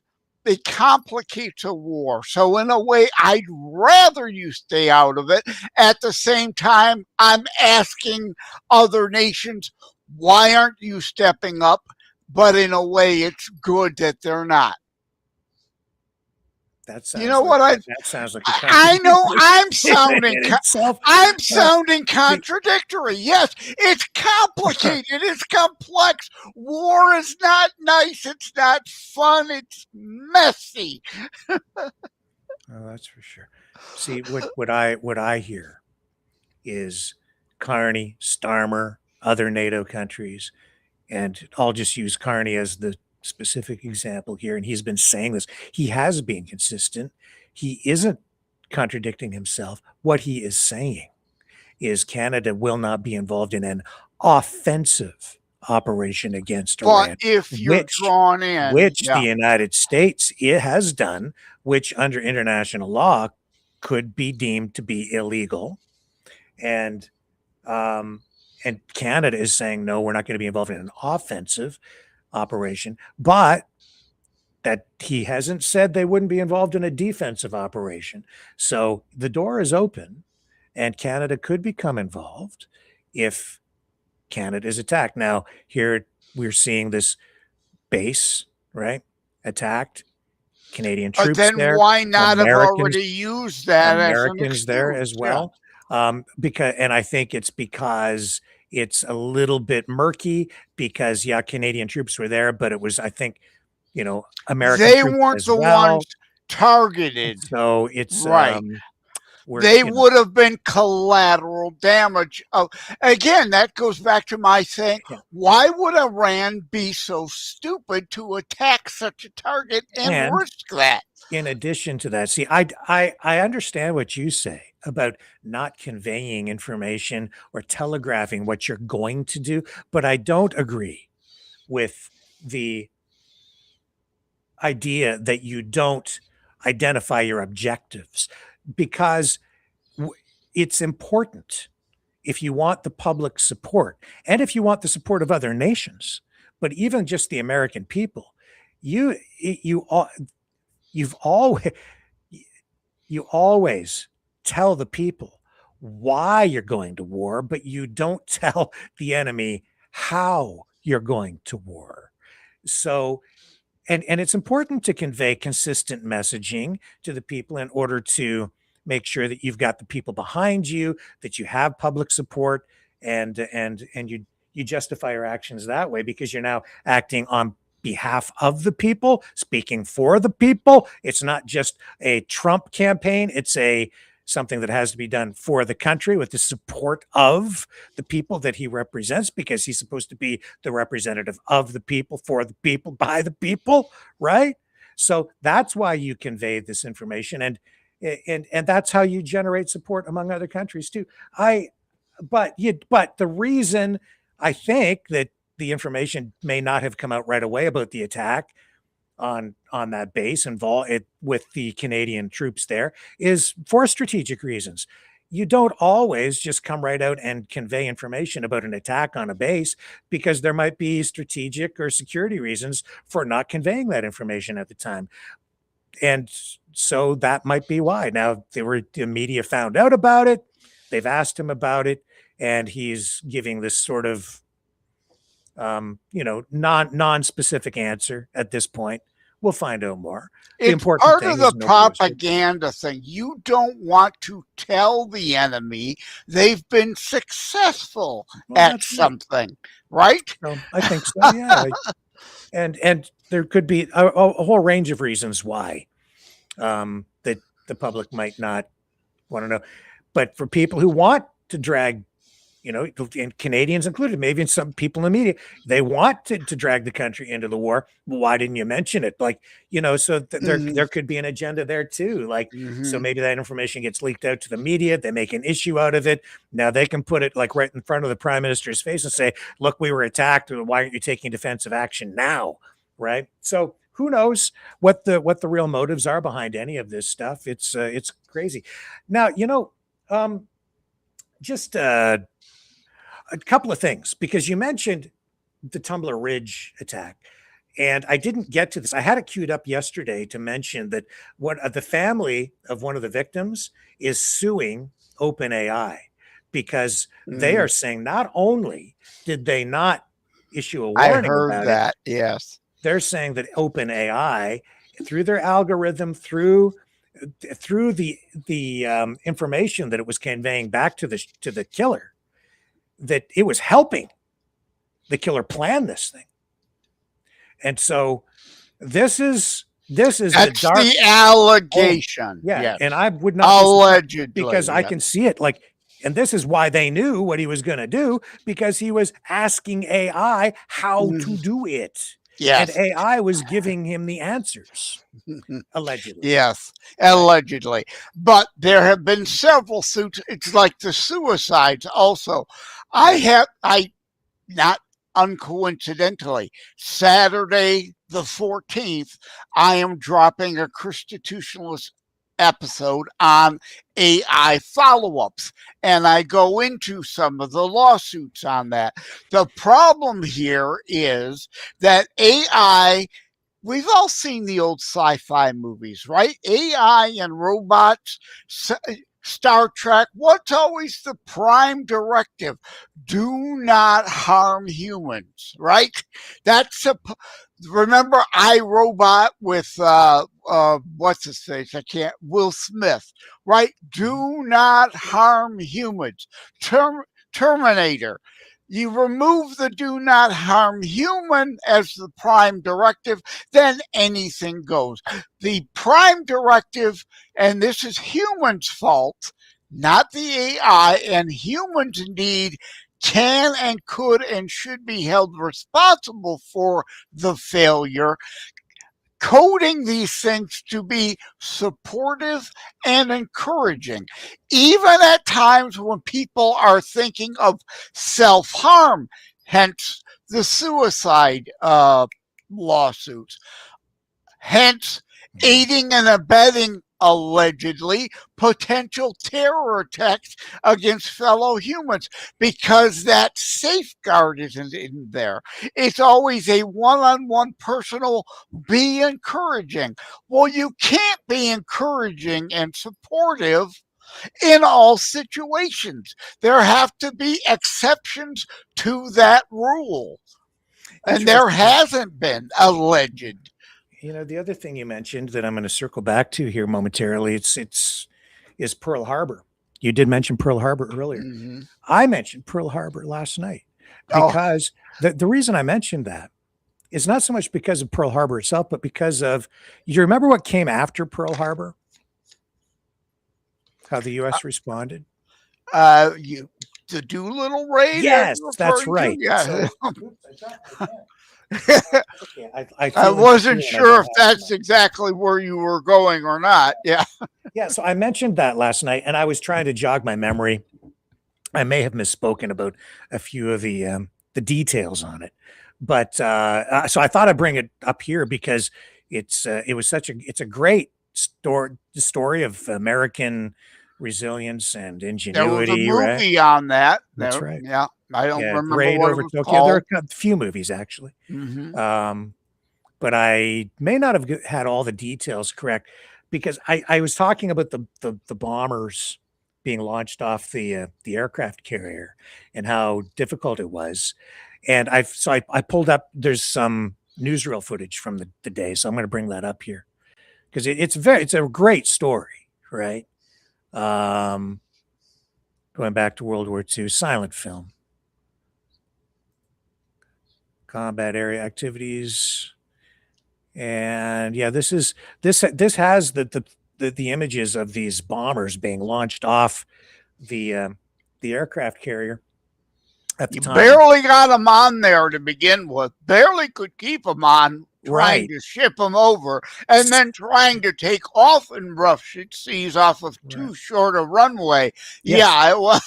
Just over 400 feet of runway for the first bomber. They had 16 of these things on the deck, the B-25 Mitchells, medium bombers, led by Colonel James Jimmy Which is Doolittle. why they had to be put on a ship. There was no such thing as intercontinental bombers at the time like we have today. Yeah. And so the ship was spotted by a boat. They sank the Japanese boat because, and the reason they were there was, but they had to launch early, about 600 miles out instead of the planned 400 and some miles. So that made it even more dangerous.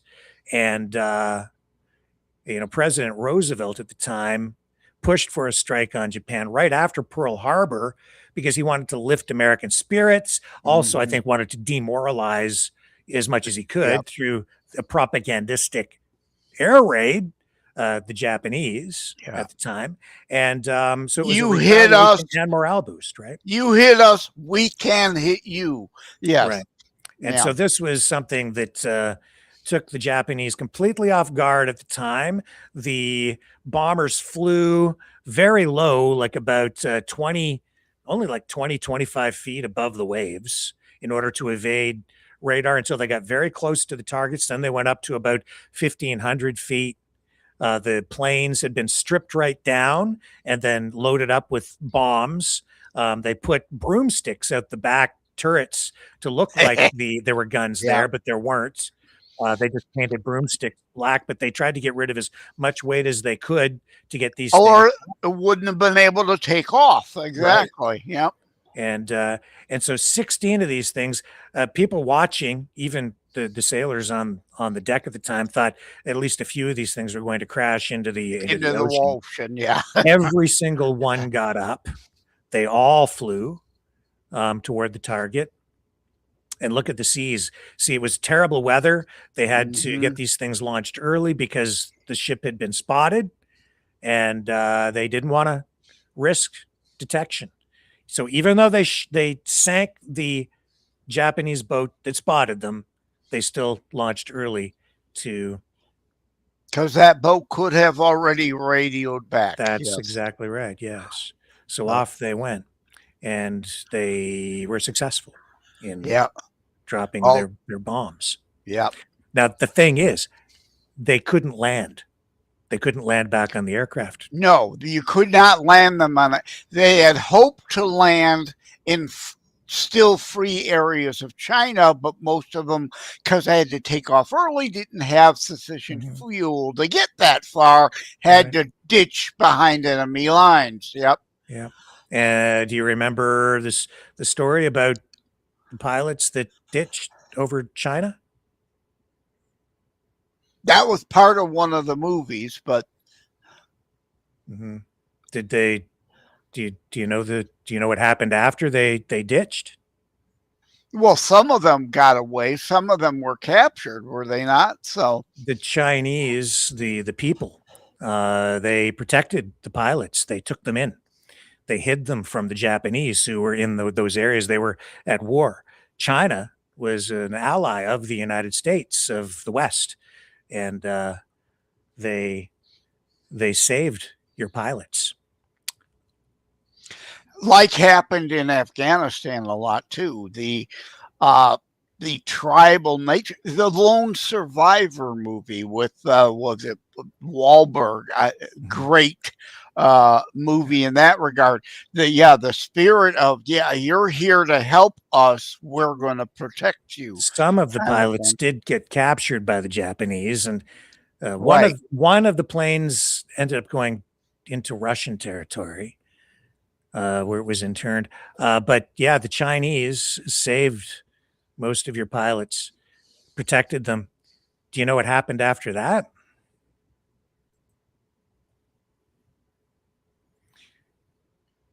the Japanese came in, and because of the aid that the Chinese provided to your pilots, they massacred huge numbers of the Chinese. They Not they surprising. they Yeah. destroyed the airfield where the bombers were supposed to land. All the planes were lost, actually, so the pilots all had to bail out. Yeah, not one and- made. Why they destroyed the runway? Because not one of them made it, and the likelihood of another such raid would have been slim. But I guess they didn't want to take the chance.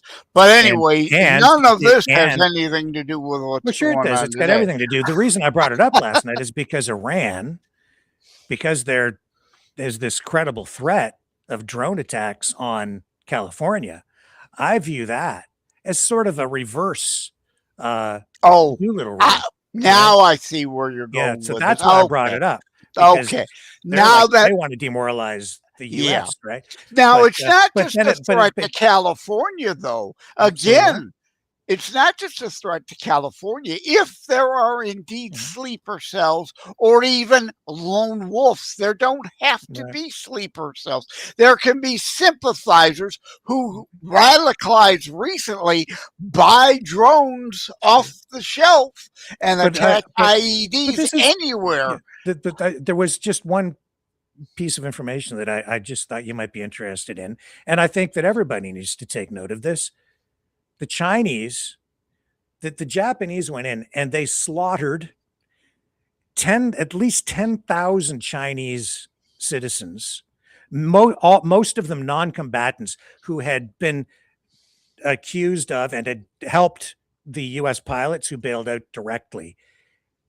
Then the Japanese initiated a broader military action that resulted in 250,000 Chinese being slaughtered in retaliation for the Doolittle raid. That's the price China paid for its alliance with the United States and for saving U.S. pilots. I think it's worth noting because it's something that even here in Canada, we are not really taught in our schools, and I don't think it really comes out even in the Hollywood blockbusters that have been produced over the years. Right, it doesn't go that far to that extent. Yeah, because that's the retaliation that came after, and it was really China that paid a big price for that raid, that single raid.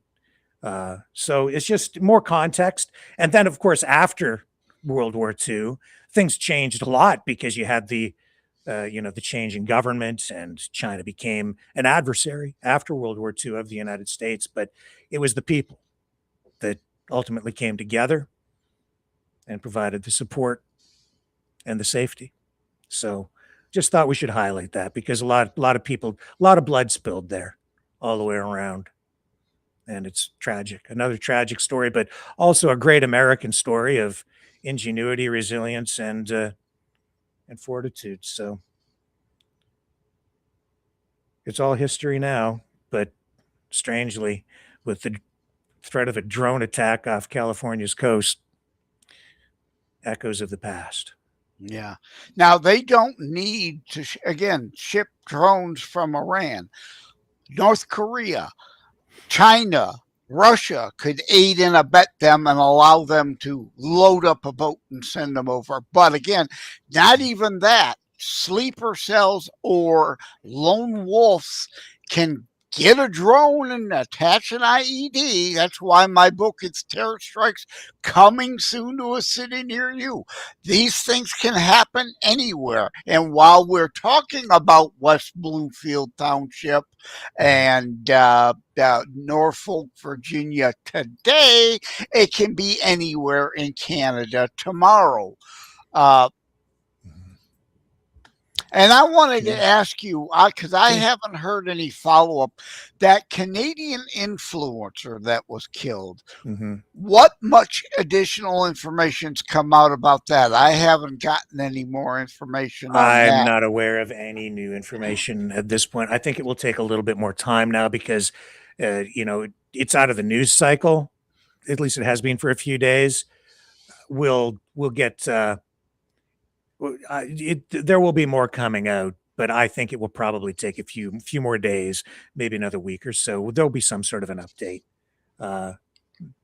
in due course. I just don't think that they're ready. I'm surprised, honestly, that the RCMP CSIS not involved at the federal level on that particular case at this point. Yeah, I think that will probably change because it's still being handled at the local and regional level. So. You and I talked back when it happened, the New Orleans truck attack. Mm-hmm. And remember also that same day there was the Tesla Cybertruck with incendiaries under the canopy of the carport at a Vegas casino. Yeah. There's still no real information about any of that that's come out of all this. Mm-hmm. I'm still trying to dig for nuggets on that. So it upsets me when we don't get follow-up information on these type of events. Because that was really weird with the Cybertruck thing. We were perplexed. Yeah. Well, I think we're going to, when at this point, the investigation's still very fresh and they're still searching, right, to make an arrest. So they're not going to release a lot of information. They don't want to compromise their investigation. They don't want to dirty up any kind of evidence they might collect through, interviews and so on that they collect from people. They're having dealt with the cops a lot over the years. I understand their techniques. The less information they put out there, the less chance there is of someone seeing something on the news and being alerted or even prejudiced in what they say when they're being questioned about something. If you understand what I mean, you can see something on the news and then mix that up in your head and then say that to an subconsciously influence. So there's a lot of that that's I think in play here. Once an arrest is made, once a charge is laid, then it starts to go through the process. And even there, a lot of times the information doesn't really come out in full until it goes to trial. And what people don't understand, especially in the Canadian system, is that once the suspect is arrested, then they're arraigned in court. That a lot of then they really clam up. They hold, there's publication bans that go into place for exactly those reasons, so that a jury don't influence the jury, right? Then later the information does come out during the trial, but people freak out and they say, well, why can't they just report the information? It's for those reasons. That's why. It's frustrating from our side wanting to know, but it's the same thing going back to West Bloomfield today. Yeah. They were cautious what they were going to say at the pressers today, again, because while we all pretty much understand the likely motive, we don't know all the details of what his motivations were. And the investigation has to be careful to see if there are accomplices who aided and abetted them. Because now that the guy's dead, that's, case closed, whatever, forget it, move on. No, you can't do that. So it's frustrating that it's like, I know you know more, but I want to know more, but at the same time, I understand. Give me the name. Why you're holding it. I want the name. Yeah, right? the name at least we want. Yes. Yeah. And again, we've not gotten a firm confirmation or rebuttal on whether it was, because I wrote it down. When the person on Newsmax said it, I wrote it down so I would be able to say it on air. The guy said a naturalized citizen from Lebanon living in Dearborn drove to Bloomfield Hills. We have no confirmation or rebuttal of that yet. So we're left unknowing. And that unknowing is horrible, because would it surprise anyone that a nut job was being harbored in Dearbornistan, an anti-Semite harbored in Dearbornistan. Oh, here's my shocked face, right? But we need confirmation, not just speculation.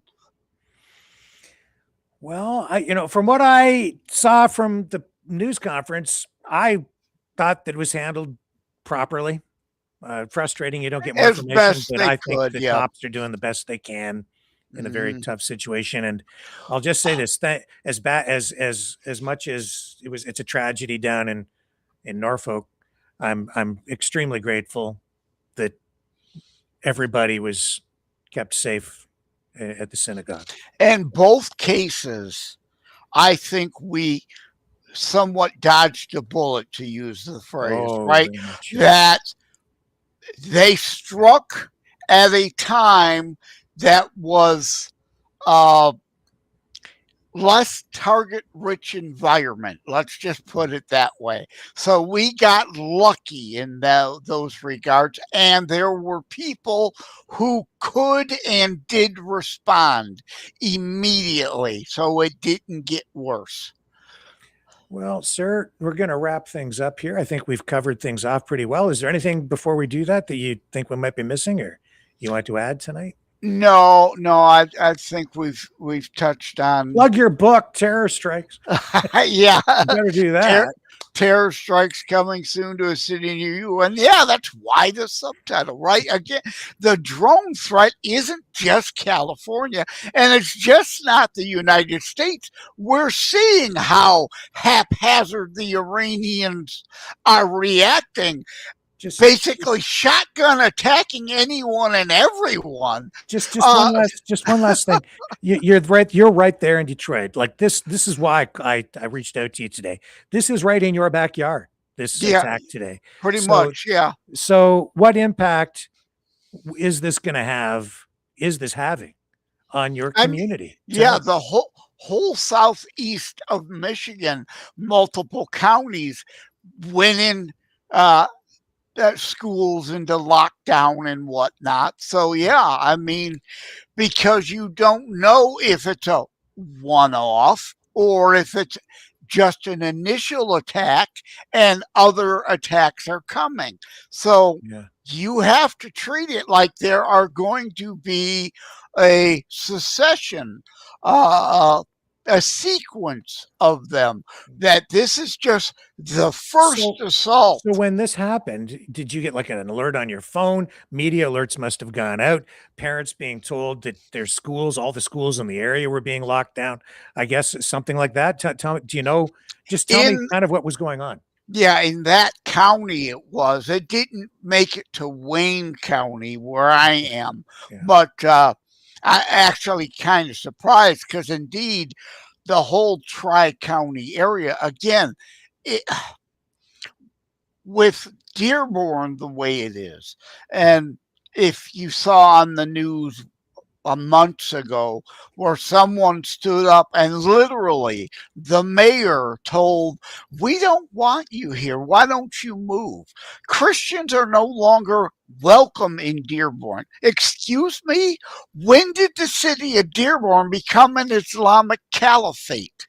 So those tensions. Back up. You said somebody said that Christians aren't welcome in Dearborn?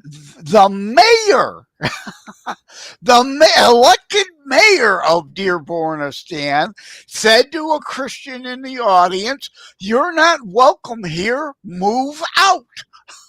It's like, I was here before you got here, was his reaction, of course. When did that happen? That was months ago. It was sometime last year, actually.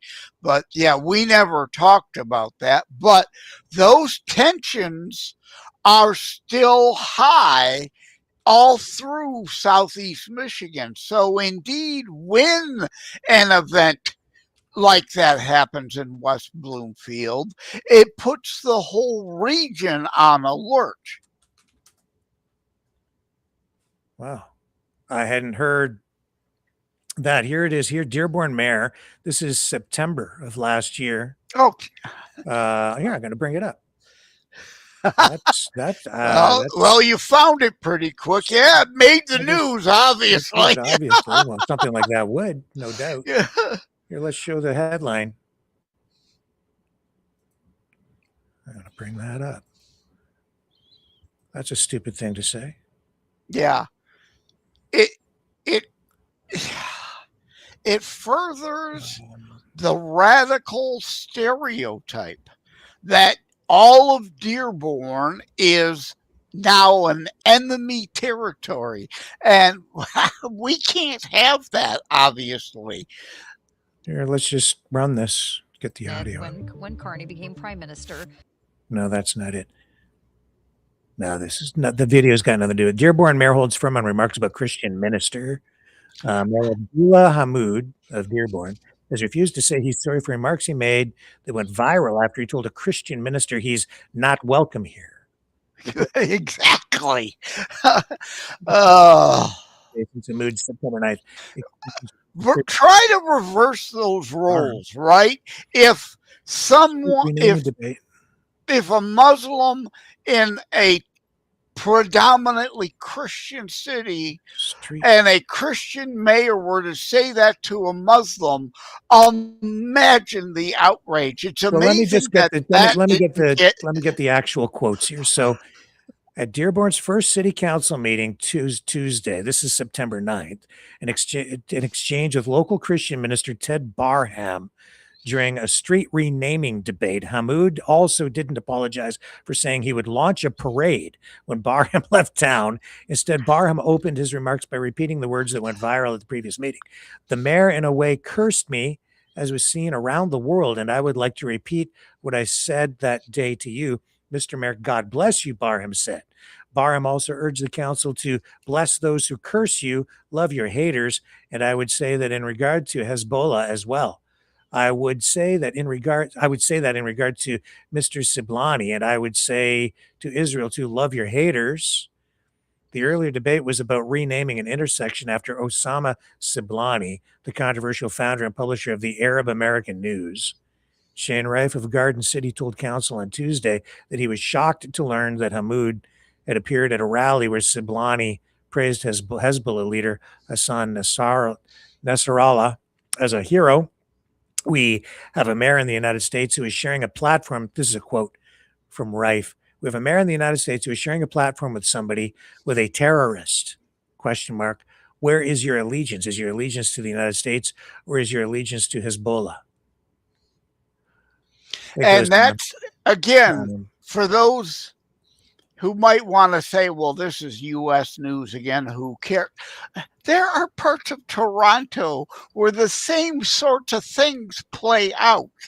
It matters what's happening here because that could become all of Toronto tomorrow if you let it.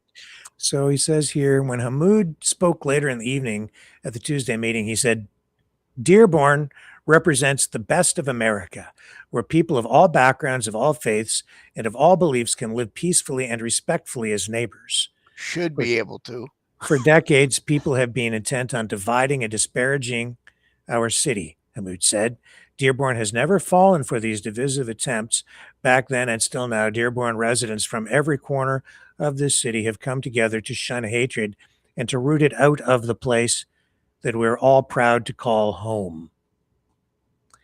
Well, that sounds pretty like a pretty divisive story. I am not sure if maybe people are not hearing each other correctly, or I don't know. It even from reading that story, I wonder what was actually said and what was actually meant, and what maybe was really meant even behind the scenes. Michigan mayor calls local bigot for opposing street Hungarian conservative. Yeah, it's a pretty nasty story. Well, that's pretty awful. What can I say? But when something like this happens today, the anti-Semitic demonstrations of Dearborn immediately become in question. And especially when we hear unconfirmed, the person was harbored in Dearborn. I've got the clip. It was right here. I'm going to play it so people get the real context on it. I hope it's long enough to give us a. Here, I'm going to bring it up over here. If it's still published, it should be. Hang on. Yeah, I've got it. Who wants to see it? Do you want to see it? I want to see it. I'm going to run it. Okay. Bring it up. I wasn't aware of this story at all, Joseph. So this is something that wasn't fed to me over on this side of the border. And this is not just a U.S. issue. The same thing plays out in places across Canada, too. So I'm sorry it matters to you over there. Hezbollah, bombed the embassy in Beirut, and including many Americans. So I just feel it's quite inappropriate. You are an Islamophobe, and although you live here, I want you to know as mayor, you are not welcome here. And the day you move out of the city will be the day that I launch a parade celebrating the fact that you moved out of the city, because you are not somebody who believes in coexistence. Hezbollah, bombed. Yeah, so literally the mayor is siding and defending terrorists, like a lot of protests across the U.S. and Canada. Especially what kills me is the queers for Palestine, right? Queers for Hamas, who would literally throw them from a building if given the chance, but they're supporting the terrorists. No, that guy wasn't calling out all Muslims. He was talking specifically about Hezbollah, the declared terrorist organization.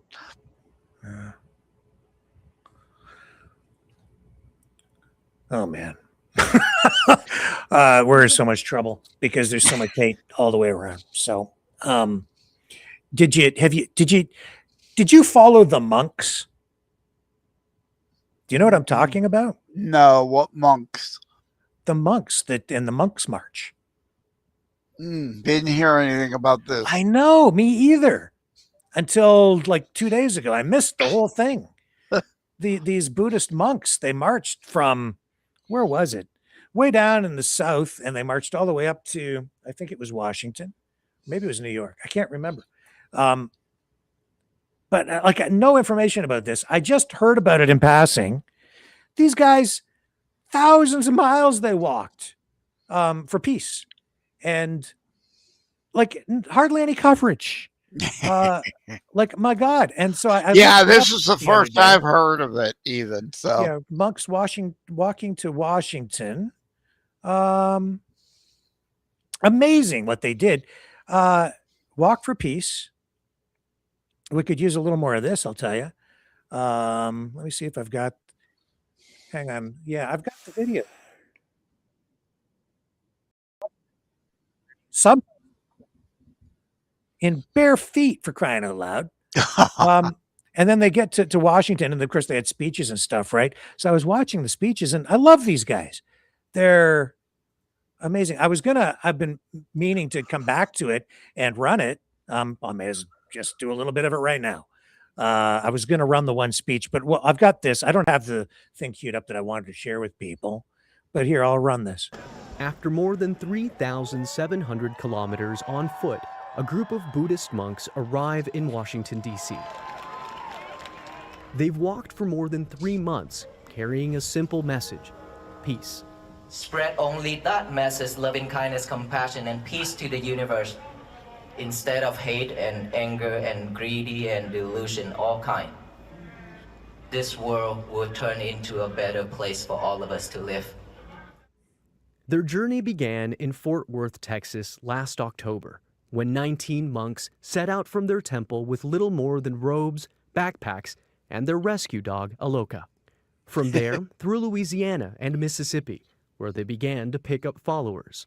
After that, they trekked through the South, including Columbia, South Carolina, where the crowd swelled to the thousands as word of their journey began to spread.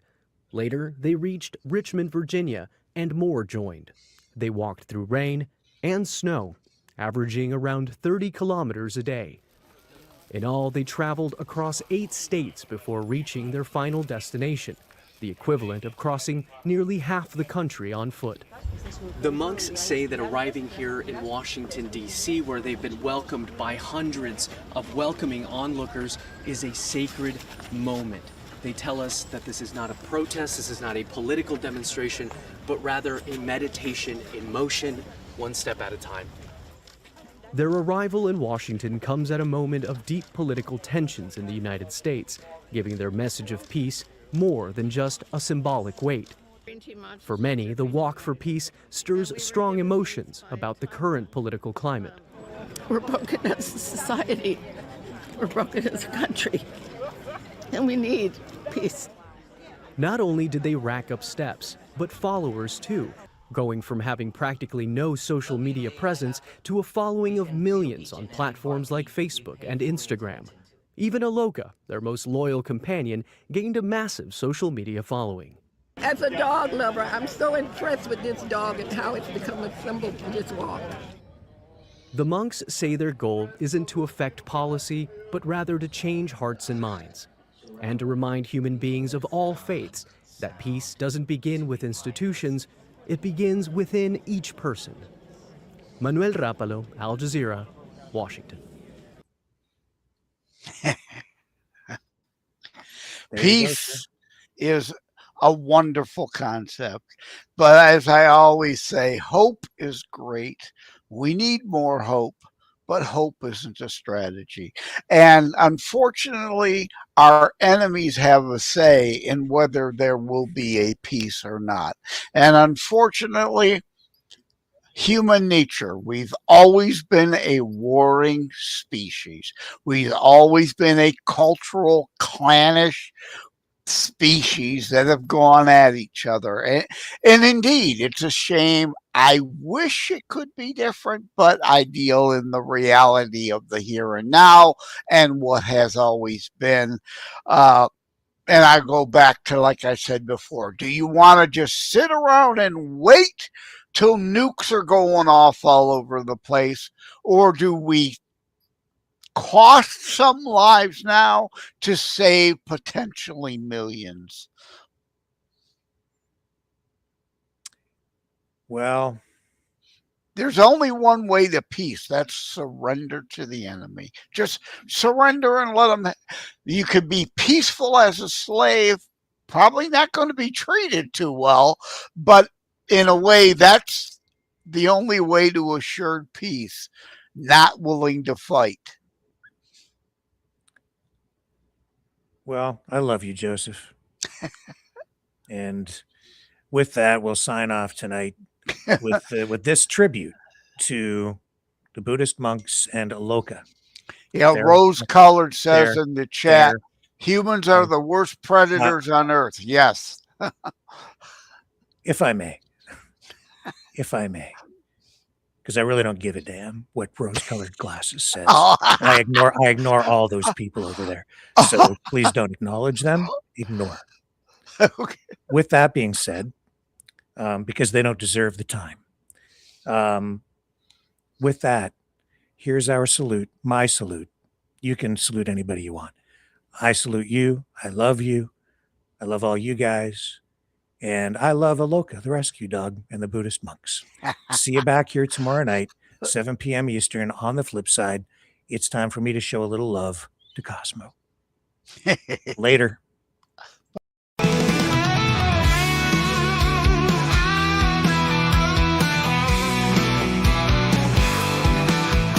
I heard old Cosmo howling last night up on the hill where the moon shines so bright. He was singing a tune, lonesome dogs cry about freedom and running and touching the sky. If I leave here tomorrow, would you still remember me? Cosmo's free, running wild, wild as the wind can be. He's a free dog. He's a free dog. He's a free dog. Cosmo's got them paws that just itch to roam. He's chasing his dreams. He's far from home. With a heart full of love and a spirit so free. He's living his life wild and carefree. If I leave here tomorrow,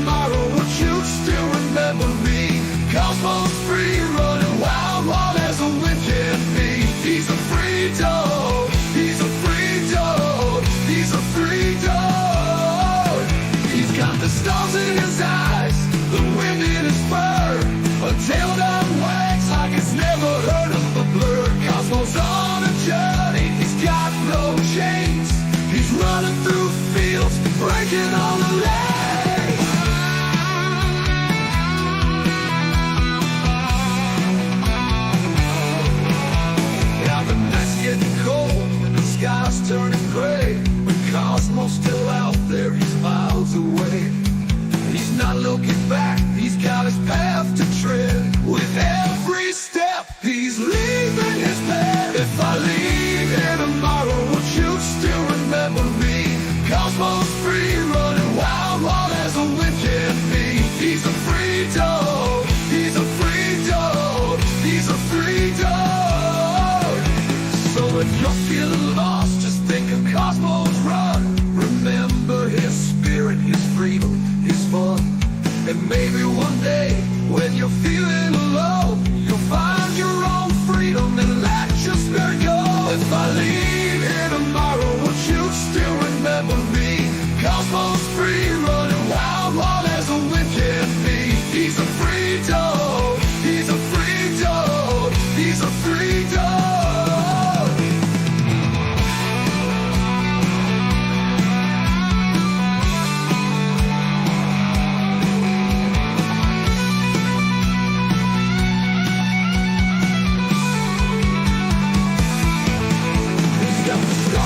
Eyes, the wind in his fur, a tail that wags like it's never heard a bird, a heart full of love and a spirit so free.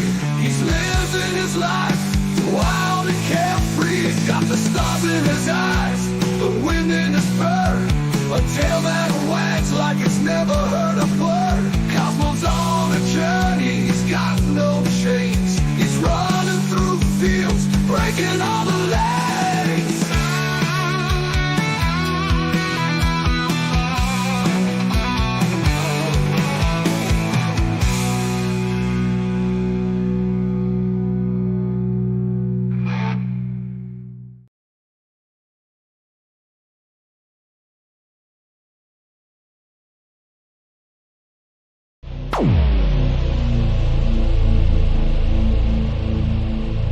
This has been a Maverick Multimedia production.